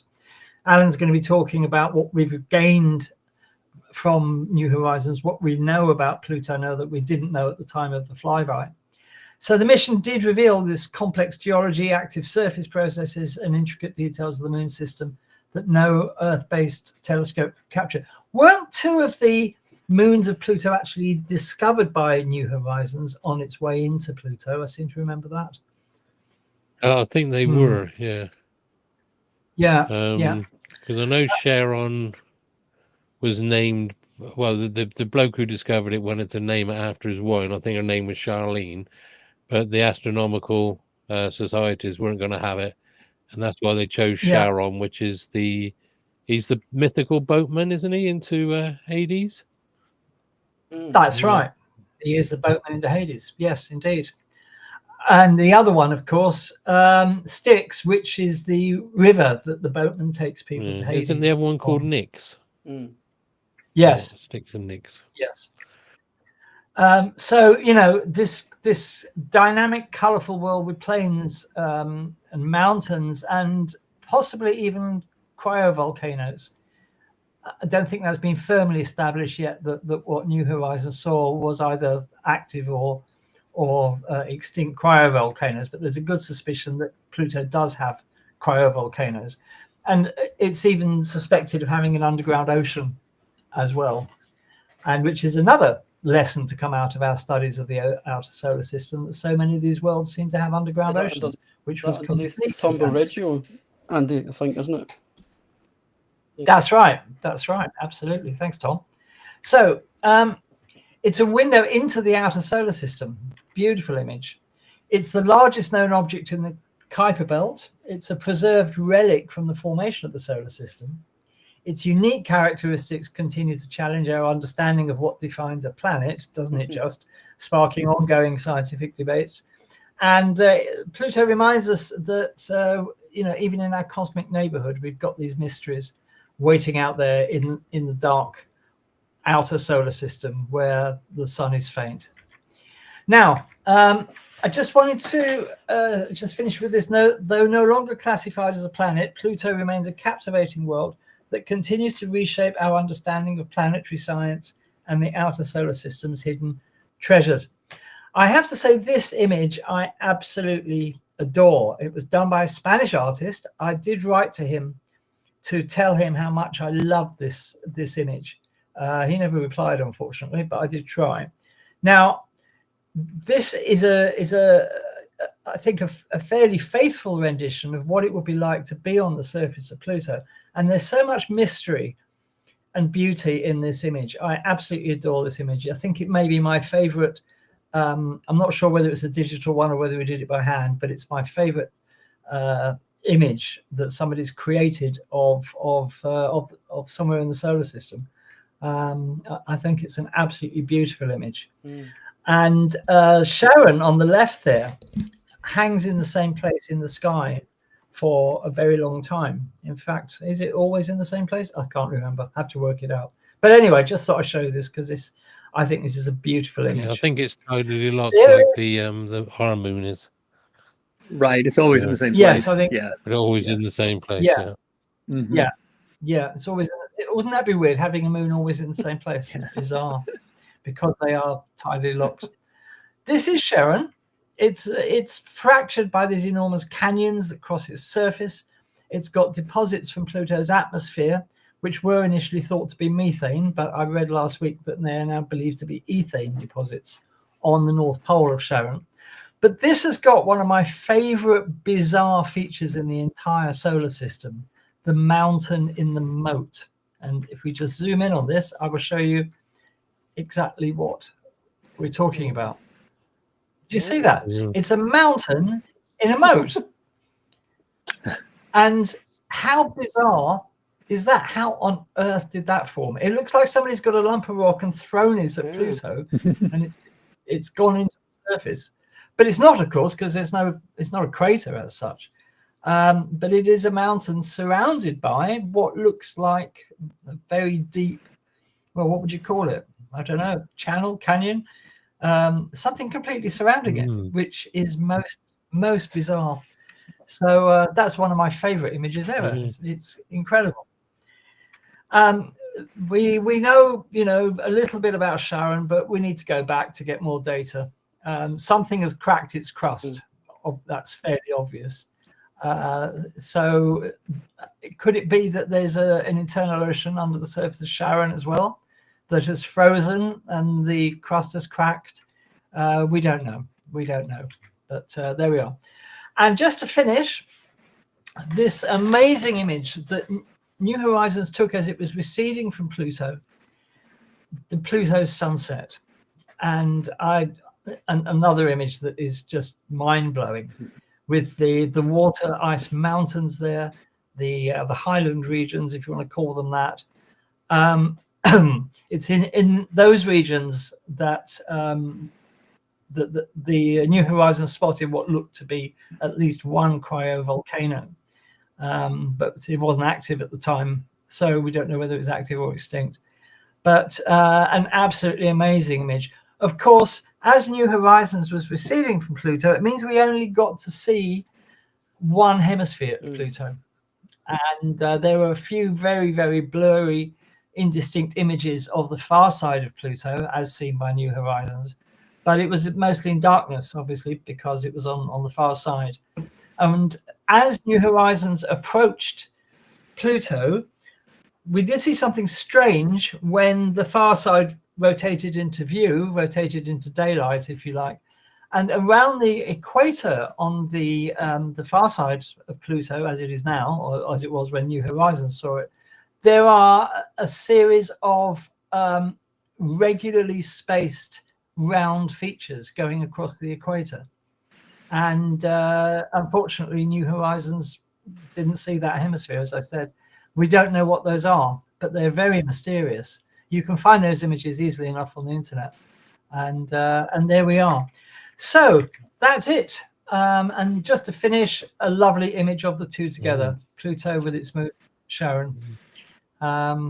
Beautiful, absolutely beautiful. So there we are. So that's Pluto. Just to add to the moon stories. As you were saying, the two smaller moons. Of course, we forgot to mention Cerberus, which is the multi-headed dog that guards Hades, the route into thing. But they were Cerberus and Styx were discovered by the New Horizons team prior to New Horizons getting there. Apparently, they used telescopes to study the moons and all that, because they're looking for potential hazards when it gets New Horizons gets close to Pluto, and the two smaller moons were discovered by them. So yes, it was part of the New Horizons team that found them. So bit of an interesting story, bit of facts and figures there. Yeah, that's right. Yeah, I thought they were discovered on the way in. Yeah. But we need to go back. We've got to get out to Pluto. I want to see the other hemisphere. I want to see what those dark splodges across the equator are. We need to go back, but we won't see it in our lifetime. Well, not mine anyway. So Tom, you might, as the junior member of the team, you might get to see that. So there we are. All right, well, we're going to move on because I know Lou is going off teaching before too long, so we want to bring Lou in, and Lou's doing a fantastic thing today. He's giving his students an exam, so we can't let him be late. What could be better? Obviously. Yeah, what could be better indeed. Okay, Lou. So Lou's now going to talk to us about what Voyager discovered about these outer worlds. So over to you, Lou. Thanks. There we go. We're up and running. There we go. Well, many of the discoveries of Voyager we have already heard about today, but hopefully I can give you a little backstory of how those were discovered and what kind of data and how the modeling was done, that kind of thing. But the fact is that with all our great technology, JWST and Hubble and our ground-based observatories with being able to correct for atmospheric distortion, the closest and the best and the only up-close images we have of the gas giants in the outer solar system are from Voyager. So let's have a look here. Well, I have to start every Voyager presentation with a tribute to Ed Stone, who was Ed was the project scientist for Voyager. He died recently, last year, and he was an absolute giant in the field of planetary science. And he made not only did he make the Voyager as successful as it was by coordinating all the efforts and resolving all the conflicts between all the instrument teams, but he was a visionary and thought it very important to communicate that to the world. So a lot of what you know about Voyager and the discoveries of the outer solar system are because of Ed Stone. Rest in peace. Absolutely. Just a comment, Voyager was run by the Jet Propulsion Laboratory in Pasadena, California. If you've ever been there, you know it's you can't get this image very often because of the smog. But JPL tends to be the program manager for most of the planetary missions. There you go. Just an image of the Voyager spacecraft being put together. You can see over on the left-hand side the scan platform, which I'll show you in a little more detail in a moment.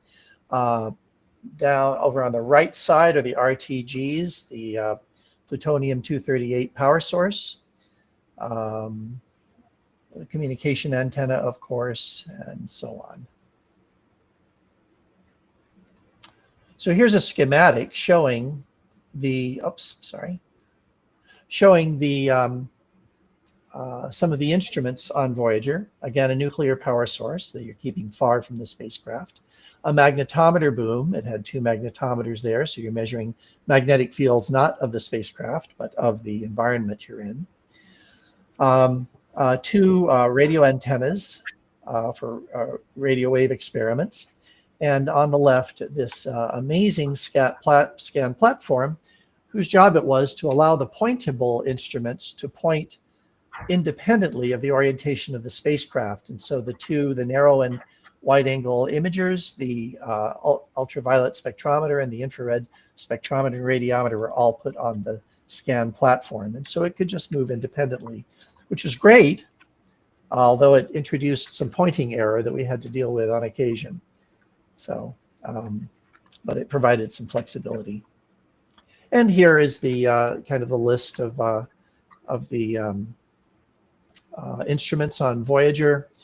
Imaging subsystem in red, a radio science subsystem, the RSS in purple here, and you can just see it. You know, you're going to go to the outer solar system, and you're not going to get there every day. So you load this thing up with as many spectrometers, imagers, and in situ instruments as you can.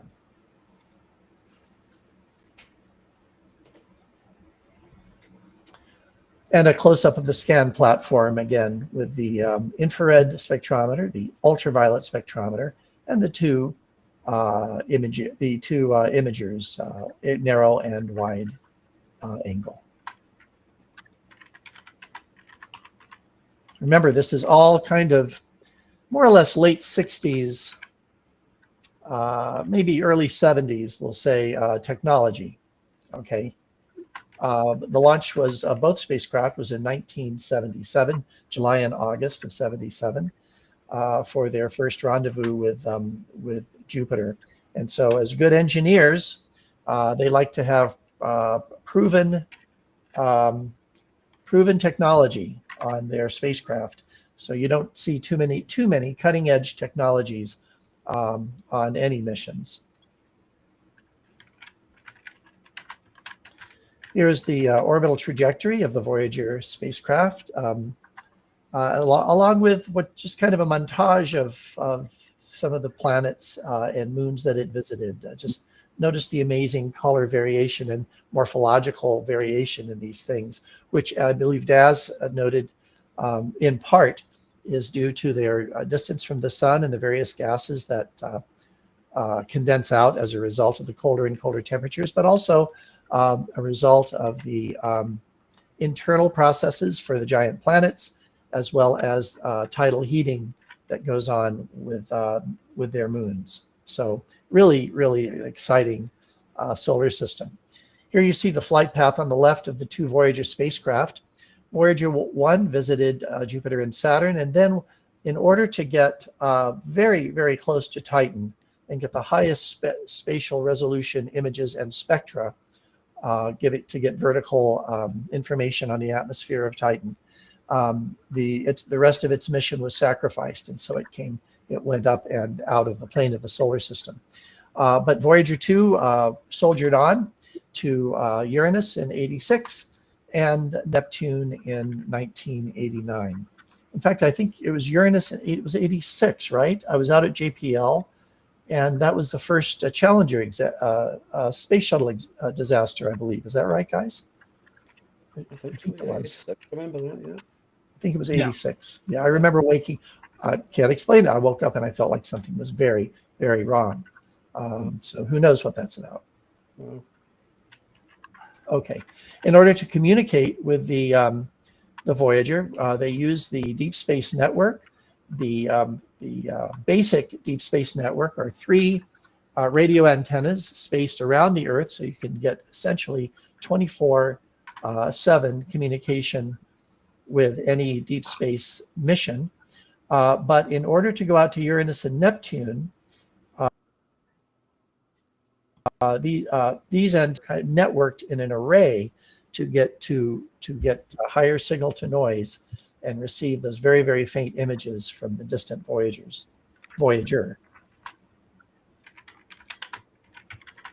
So here we go. This is oops, I went too far. There we go. This is an image every day during encounter, which is essentially plus or minus 2 weeks from encounter with a planetary system, from close encounter.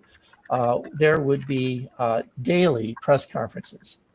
And so you'd have to get your data, calibrate your instrument, analyze your data, model, and have something to say by, I think it was the 10 a.m. Press conference.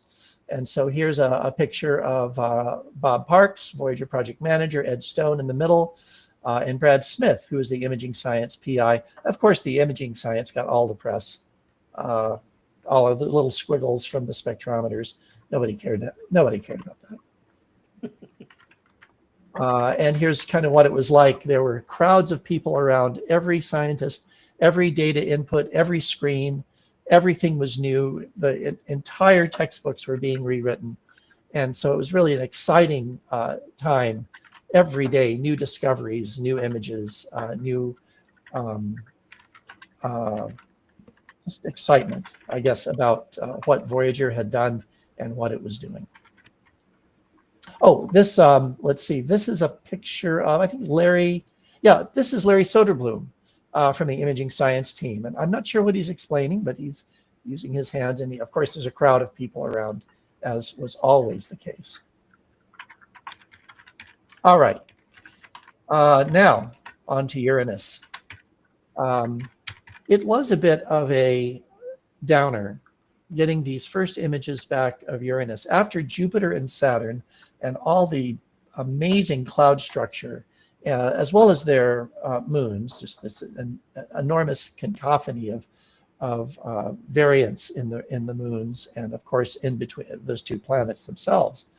Uranus was a bit of a letdown. This is a close-up of Uranus. I'm sorry, I don't have a date for it, but it was sometime in August '89, one of the closest images that we had of the planet. So no longitudinal structure, but as we've already seen, if you stretch the image, you start to see that there is atmospheric dynamics going on. By greatly exaggerating the contrast, you can see this. The atmosphere is about 82% molecular hydrogen. This is confirmed by the, I think by the UVS spectrometer. 15% helium, trace amounts 2.5% methane. And as you already know, that gives the characteristic blue coloring. Voyager 2 also detected high-level haze particles and a thin layer of methane clouds. And so you can see some of this in computer enhancement. In addition, images revealed faint cloud bands with kind of defining the zonal winds, with scientists calculating that these winds in the southern hemisphere blow in the opposite direction of those on Jupiter and Saturn. We saw high wind speeds here. We also saw even higher wind speeds at Neptune. This was a total surprise because it was felt that the further out you get with the less solar heating, there's going to be less convection in the atmospheres of these planets and therefore slower wind speeds. That was definitely not the case. Just a nice close-up image of 5 of the largest moons of Uranus. We call them the icy moons of the outer solar system because there's an awful lot of water ice out there. And if you measure their densities, they're all kind of more or less around 2 grams per cubic centimeter. Compare that with the inner solar system planets that tend to kind of mean around, say, 5 grams per cubic centimeter. There we go. Let's see. On the right-hand side, we see, again, let's see. This is in order of size. So that'd be Puck, Miranda, Ariel, Umbriel, Titania, and Oberon. Voyager 2, it turns out, discovered 10 new moons orbiting Uranus, and 6 new moons orbiting Neptune. I'll show you, and you can see some of those along with Neptune's other moons on the left. Let's see. Really, when we looked at these planets before Voyager, these were just dots in the sky. These moons were dots in the sky. So for the first time, we could really see evidence of their dynamics in their surfaces, their icy composition, and as well as the ring system of both planets. All of the outer gas giants have rings. So at the time of Voyager, I think this question was asked, that was asked of Pluto, sorry. But 5 moons were known to orbit Uranus, and they all orbited around the equatorial plane of the planet. Most moons do. They orbit the equatorial planes of their planets.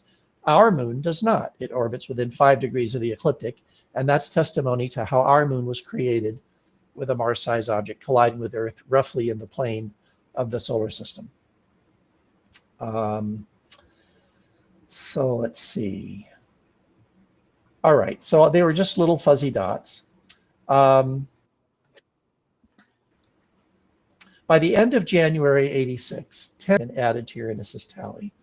But their intrinsic darkness and really their rather minimum size made it increasingly likely that many more moons existed, right? Because you could barely see these. And so it's quite likely that more moons will be discovered.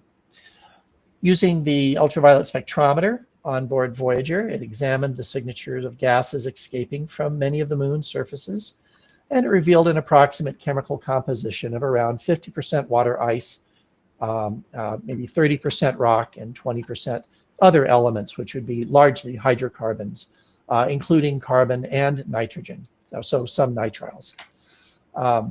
It is also suggested that the magnetic field of Uranus, which is massive, as it is for all of the outer gas giants, which had remained undetected until the Voyager mission, because the only way you can really detect this thing is to be in situ, inside the magnetic field, sensing the field in place.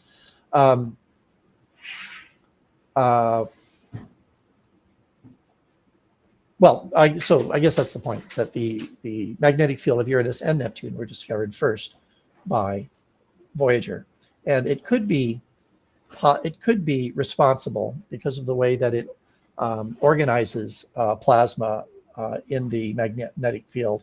It could be responsible for the darkening of the surfaces of some of the moons.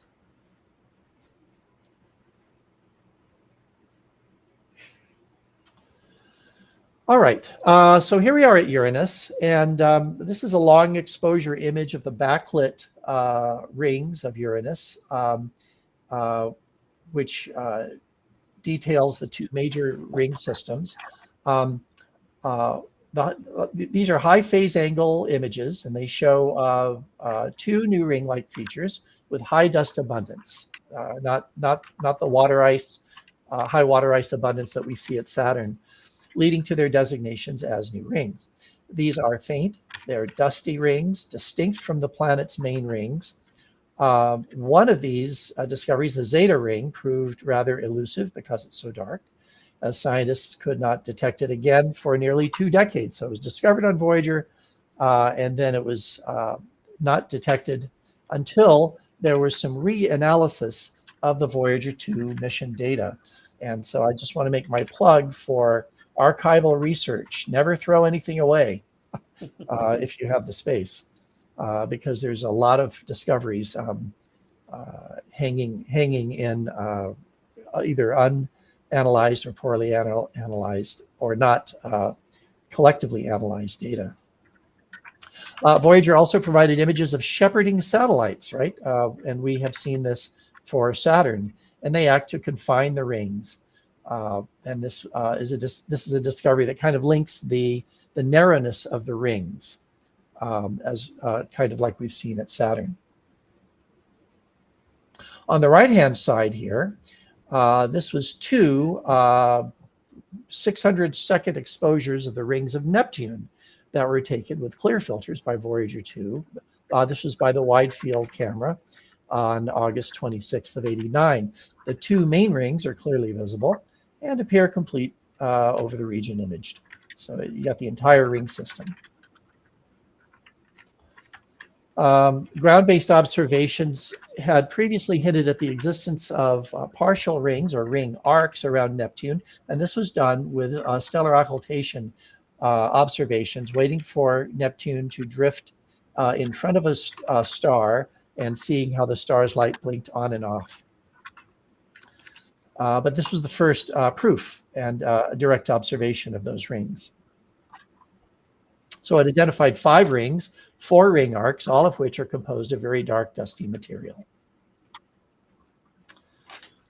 Okay. Now for something completely different. These are 2 spectra from the IRIS, the infrared spectrometer that I worked with on Voyager, and you don't care and you won't notice, but the scale on the bottom is in 1/centimeters. We call that wave numbers. That's a very common frequency or wavelength scale to use in planetary science. And what happened is we went out to Uranus and Neptune. We were able to notice that as things got colder and colder, the infrared instrument, okay, I'll emphasize that the infrared instrument became less and less capable of detecting signal out in the upper wavelength ranges. So we found our upper wavelength kind of getting eaten away as we move towards from Uranus and then towards Neptune. Nevertheless, the Voyager 2 IRIS instrument confirmed Uranus's atmosphere. Again, hydrogen and helium, 2% methane, fairly transparent with limited cloud features and not much in the way of atmospheric haze. The temperature profile was believed, at least in the upper regions, not down further, but initially to be roughly isothermal. And in addition, there's an ortho-para ratio that was derived. This sounds rather crazy, but it turns out that hydrogen, H2, molecular hydrogen, you can either have the protons in the hydrogen with both spin up or one spin up and one spin down. And if they're parallel, if the spins are parallel, that's orthohydrogen. And if they're anti-parallel, that's parahydrogen. And so it turns out that the conversion between ortho and parahydrogen is very slow. And it means that the atmosphere often retains its original ratios of these two types of hydrogen from its time of formation. And then changes, though, in that ratio can happen as a result of dynamics that are bringing warmer air upwelling into the upper regions of the atmosphere. And so it acts as kind of a tracer for past thermal conditions and atmospheric motion. And you can talk about that at a party if you want to, although you won't be invited back. That's just the way I have a little personal experience with this. This is a time-lapse image from Voyager 2, image of Uranus, of the movement of two small, bright, streaky clouds. The first such feature ever seen on the planet, right? Because you don't have very high-resolution images from Earth orbit. These clouds were detected in this series of orange-filtered images taken on January 14th over a 4.6-hour interval. And at the time, the spacecraft was about 13 million kilometers from the planet, and the polar rotation is near the center of each disk. And you'll remember that Uranus is rolling around the solar system kind of like a barrel tipped on its side with respect to the other planets. So this is just showing some of the atmospheric dynamics. Now, Uranus is at magnetic field. Not only is Uranus tilted on its side at roughly 90 degrees, but its magnetic field is offset, with its dipole moment offset from the planet's center by about a third of the planet's radius, and tilted about 60 at about a 60-degree angle relative to its rotational axis. And this makes Uranus kind of an oblique rotator with its magnetic field. And essentially, there is either no or very little plasma or other charged particles in this magnetic field, in this magnetosphere, and they call that a vacuum magnetosphere. The field is there, but we don't see much evidence of charged particles aligning along field lines or much evidence of them at all, actually. It does, however, have some rather intense radiation belts, but very, very little plasma. Recent analysis of this data suggests an unusual state of the magnetosphere was probably due to a period of unusually high solar wind pressure, which compressed the magnetosphere. So that would be something we would not expect necessarily to see today, but it was the case during the flyby in 1986. Okay. All of that said, here's Neptune. Now we're out. Uranus is at 20 AU from the sun. Neptune is out at 30 AU. As Daz told you, it gets 1/900th the amount of energy from the sun per square area. And perhaps these are not quite color corrected, but you can see a lot of structure in these images from Voyager. You see the great dark spot, which is reminiscent of the great red spot on Jupiter. And you can see some in the leftmost image, you can see some high cirrus clouds that actually rotate counterclockwise around this great dark spot. Interesting to note that this dark spot vanished from Hubble images around I think it was the late 1990s. And then new spots have appeared. And I think that suggests that these kind of we call them anticyclonic vortices, right? These hurricanes are probably not very deep in structure, whereas the one on Jupiter has been around for 400 years, and I don't think it's showing any sign of going away. In the other two images, you can see these high altitude cirrus clouds, very bright clouds, and some more structure in the atmosphere on the right-hand side.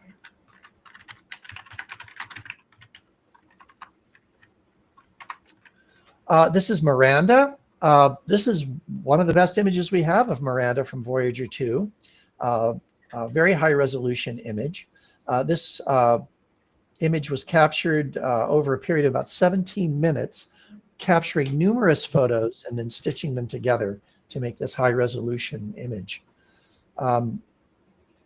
It has a rather bizarre surface, kind of like a jigsaw puzzle with huge canyons, massive cliffs, and so on.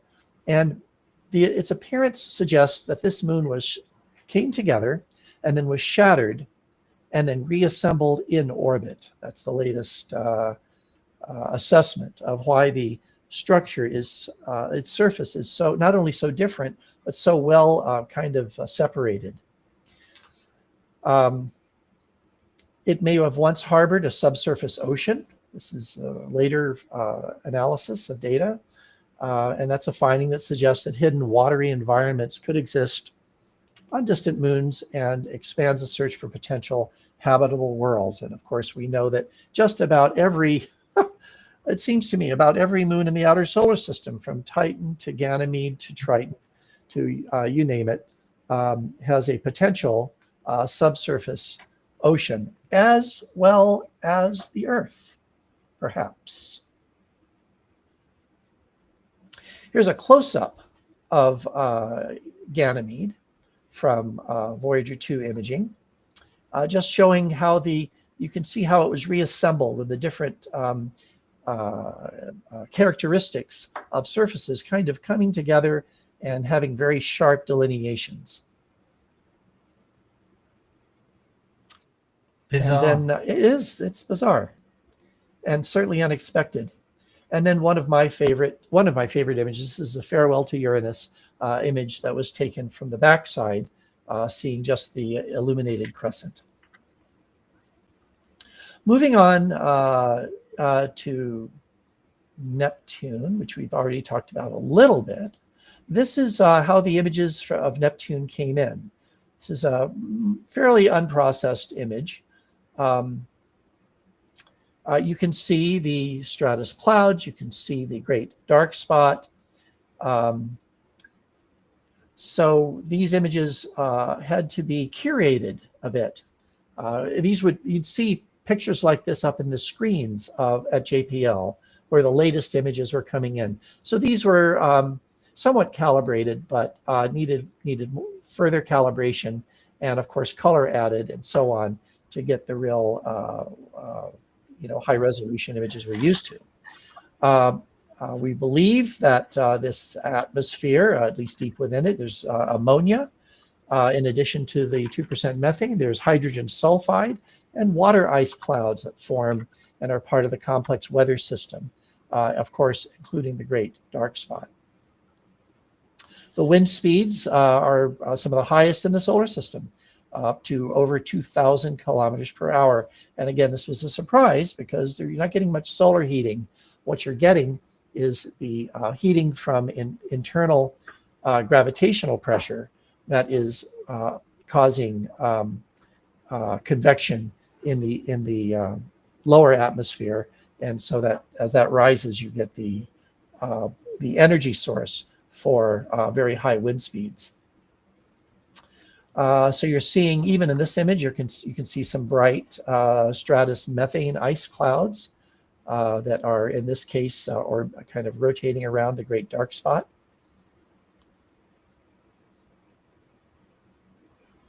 I think we already did this, didn't we? We already did this image.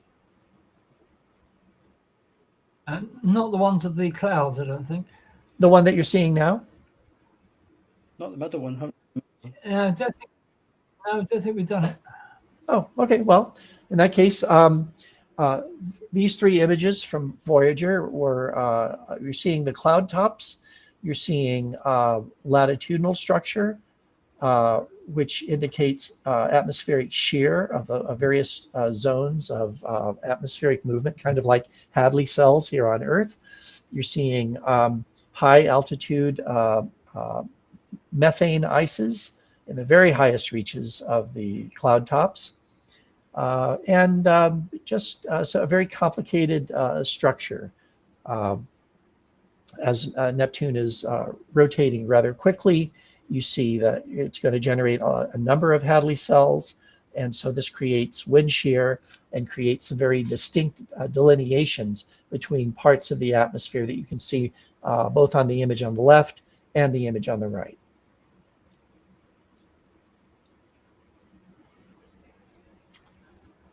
Well, Neptune has a little explaining to do about its magnetic field as well. Voyager 2 again discovered the magnetic field of Neptune, and that it's internally generated magnetic field, but a bit unusual. It's tilted at 47 degrees from the planet's rotation axis and significantly offset from the planet's center by about half the radius of the planet, rather than being centered on the core, as you would expect from, say, Earth, right?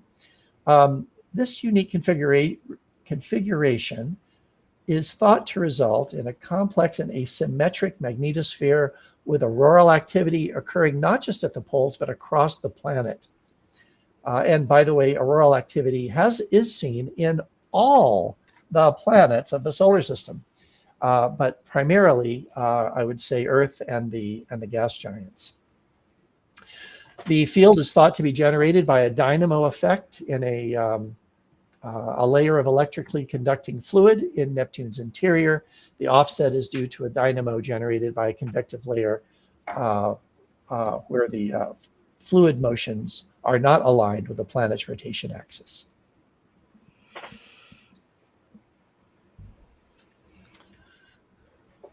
On to Neptune's largest moon, Triton. Once again, Voyager 2, the only spacecraft to view Triton, and in 1989. So during the encounter, it captured these beautiful images revealing Triton's geology. It has a very active surface, and it includes geysers of nitrogen gas erupting into space. And you can see these in the black streaks across the moon's, well, it's not really across its surface, they're higher up in the atmosphere. Triton does have an atmosphere. It's extremely rarefied, but it's enough to kind of blow this material once it's up in the atmosphere. Now, the reason that it has these not really cryovolcanoes, but ice geysers, is that the ices just below the surface are subliming as the sun hits them. And the sublimation means they move from a solid to a gas immediately. And so they expand very quickly and shoot up from the surface. And so we see these very long streaks as the atmosphere carries this material. Voyager also measured Triton's surface temperature of approximately minus 235 degrees centigrade. The Voyager team, we tried to use the IRIS instrument to measure the surface temperature because, of course, IRIS is sensing thermal emission.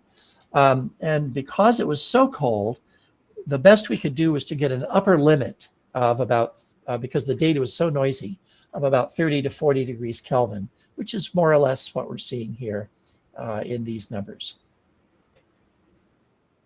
Can I just Yes. say before you go on, somewhere on the internet there is a time lapse of one of those geysers, as you say, actually erupting, that Voyager 2 spotted, and it was only realized later that it had actually managed to photograph one of those geysers erupting.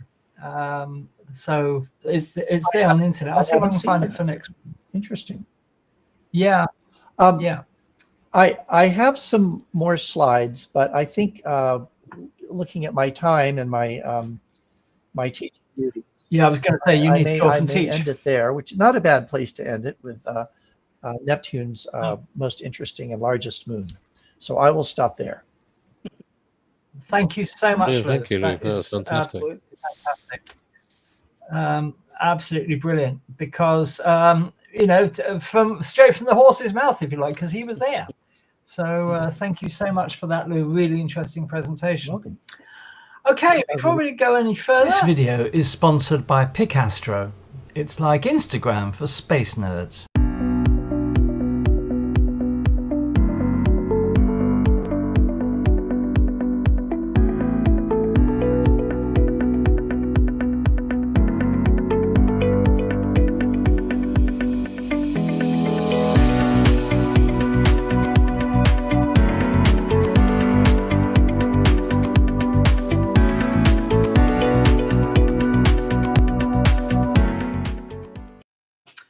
Okay, Okay, so a big thanks to Lou. Sorry he's had to rush off, but he's examining his students, so to speak. And whoops, that came out wrong. And great presentation, I think. So if you enjoyed that, then we're glad. We're very glad. Okay. Oh, he's back. I was about to say, where's Roger gone? Oh, Yeah. Okay. Can you hear me? Yes, we can. We can. What'd you say, Rog? Can't hear you. What? Yeah. So that brings us to the end, not of the show, but our coverage of our look at the outer solar system. We hope you all enjoyed that. If you'd like to see similar stuff, let us know. Put it in the chat. Don't forget, you can also join Patreon, where there are a number of different chats available to you for just a few pounds a month. You can get all the presentations that we deliver on Tuesdays, a lot of videos as well. All the Mars month videos are there. All of the Moon month videos are there, and some more as well, miscellaneous stuff. And all this can be yours for just a few pounds every month. So head over to patreon.com/Space Oddities, support the channel, help us to keep going. And we hope to see you over there as members of our Patreon community. So there we are. We're going to move on now to a couple of our regular features. Unfortunately, there's no Einstein of the Week this week because it was very quiet for idiots on the internet this week, or at least ones that were interesting enough to put in Einstein of the Week. There are plenty of idiots out there, of course. Didn't see anything that made me laugh. A lot of things made me very angry, but I didn't see anything that was good enough for inclusion in Einstein of the Week this week. I'm sure there'll be loads next week, so thank you for your patience. But we are going to go over now to the man who knows everything about what's going on in the sky. And that is, of course, Roger with his regular look at the night sky, followed by our viewers gallery. So take it away, Roger. Yay. Okay, so we're heading towards the first half of October, and we're just come past the harvest moon, which was actually about 4:45 this morning, although it is almost as good as it was last night to look at as a full moon. It's one of 3 consecutive supermoons this year. Should I say that? So it's October, November, December are all supermoons this month. Let's move on. Okay, so we are coming towards the latter end of the summer triangle now, which is now receding away into the western horizons, but we are still having to enjoy Andromeda and the galaxy almost overhead. So quite a nice idea to have a look up at that. And therefore, we've also got coming up, we've got Taurus and Orion coming up through. So winter is approaching even more rapidly. But looking down towards the south, about halfway up, around midnight, you can see the lovely planet Saturn. And if anyone wants to see that, then they're more than welcome, although they won't see very much. And if they time it right, they might even see a transit going across due to the plane of the rings not obscuring those. But morning risings, we've got Jupiter, and we've also got Venus coming up through. I've moved this on later into the morning because shortly after sunset, we've also got Mercury and Mars, although they are still rather close and will be rather difficult to look at because of their proximity to the bright shining of the sun. So if you're going to try and look at it, be very, very, very careful. You have been warned.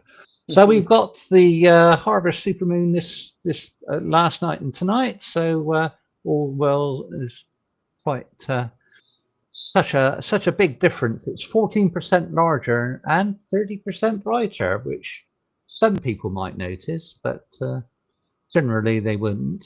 But there we go. And it's also very, very interesting. So we've got some of the reasons why it's called the harvest moon, because it's time to get all your crops in for the year. And we do like to do that sort of thing. This year marks the latest harvest moon since 1987. Right. Good. Rising near sunset for several consecutive nights and creating prolonged periods of natural illumination. Yes, that's assuming that it's clear. So, but also in the sky we've got the Draconids. So Wow. that's the debris from comet 21P Giacopani Zinner. So that rolls off the tongue quite well, doesn't it? Lovely. Yeah, as a very, very familiar comet, actually. Not. So so it's it can peak up to 10 an hour, so it's not too bad. And try and have a look at it during this week, and that's around about the peak of it. So all well and good. So what have we got through some of the highlights? We've got Andromeda right almost overhead, so that's worth a peek at. And we've also got one of the minor planets, this time Ceres. So it's might be worth a little peep at. But further on, we've got the moon going through the Pleiades again, as it does. So another photo opportunity for the gallery at some point. So, but we have got some comets on the go. Comet C2025A6 Lemon and Comet C2025 R2 Swan. So quite interesting there. So that makes a change. Start the buses, two at once. Although one is more suitable for the southern horizons rather than us because it is a little bit low. But we do have them coming around. So they're coming around on the 20th of October at opposition. So that's to the Earth. So all well and good. So originally, Comet Lemon was discovered on the 3rd of January by the 60-inch telescope in Arizona at the Mount Lemmon Observatory, which is how it got its name. So it was a plus 21.5 magnitude. So there we are. They somehow managed to spot that because that's almost at its own limit. So Indeed. so it might go up to magnitude 7, although there are various reports of it being brighter. So it's going to be at its closest on the 21st, approximately 55 million miles away, and will be at perihelion on the 8th of November. So it should reach, well, according to this, between magnitude 4 and 2.5. Wow. Yeah. Yeah, well, we know to take this with a pinch of salt. So probably double that number will be more like it. So we can obviously get some images here. I think that's a look at that. So I think that's an AI one, but I do have some actual images.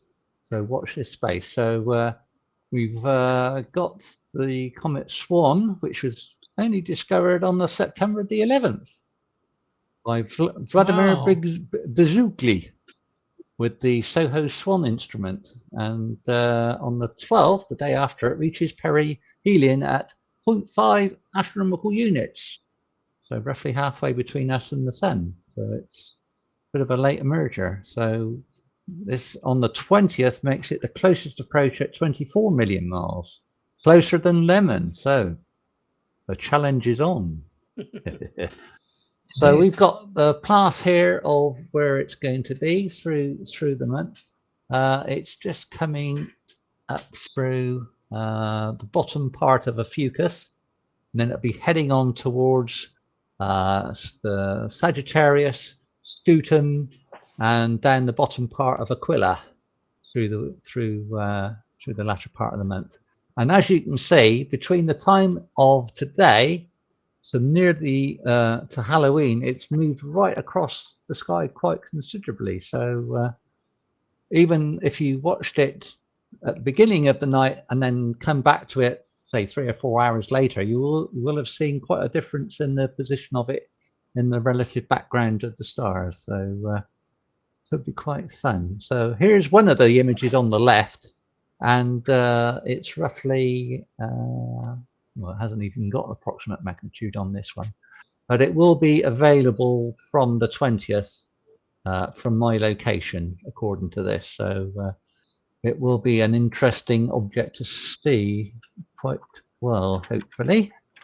And Lemon is coming through Bootes and Cork, through the Canes Venatici and Ursa Major. So obviously a better chance to see this one as well. So that might be a better idea to try and look for that.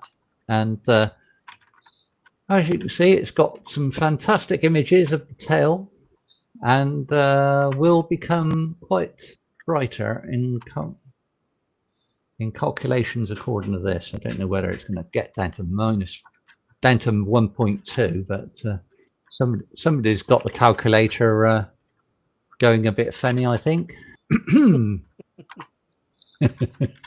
So hopefully we'll be able to go and see some amazing pictures. I mean, people have been posting images of it each day. You can see how the tail formation is rapidly changing all over the place, even over a few hours. So we will have an interesting thing. So we've also got later in the month the Orionids. So that will be coming around at the peak of the meteors as well. So we could be in for a little distraction in the night sky, hopefully. So that would be one to hopefully get some interesting images. So we need to go and get some images if it's not going to be anything like that, but in our dreams. So here's the man who discovered Comet Swarm, Vladimir Bezukli. And he was on the Mount Lemon survey team. He's obviously very pleased there to have spotted that, and he was working there. So there we go. Looks a bit like Doctor Who there, with looking at the control panel. But we go on to the Space Oddities gallery. Not quite as substantial as we've had before, but some very interesting and gorgeous images. And one of our very, very regulars of Jerry with Inside the Heart Nebula. And this is what he's managed to do as a close-up inside the Heart Nebula. Oh, Jerry. My goodness me, that's amazing. Yeah. This is well done. Melot 15, I presume. Yes, indeed, yes. Yes. I just nod sagely. Okay. Now we've got some images from Lou.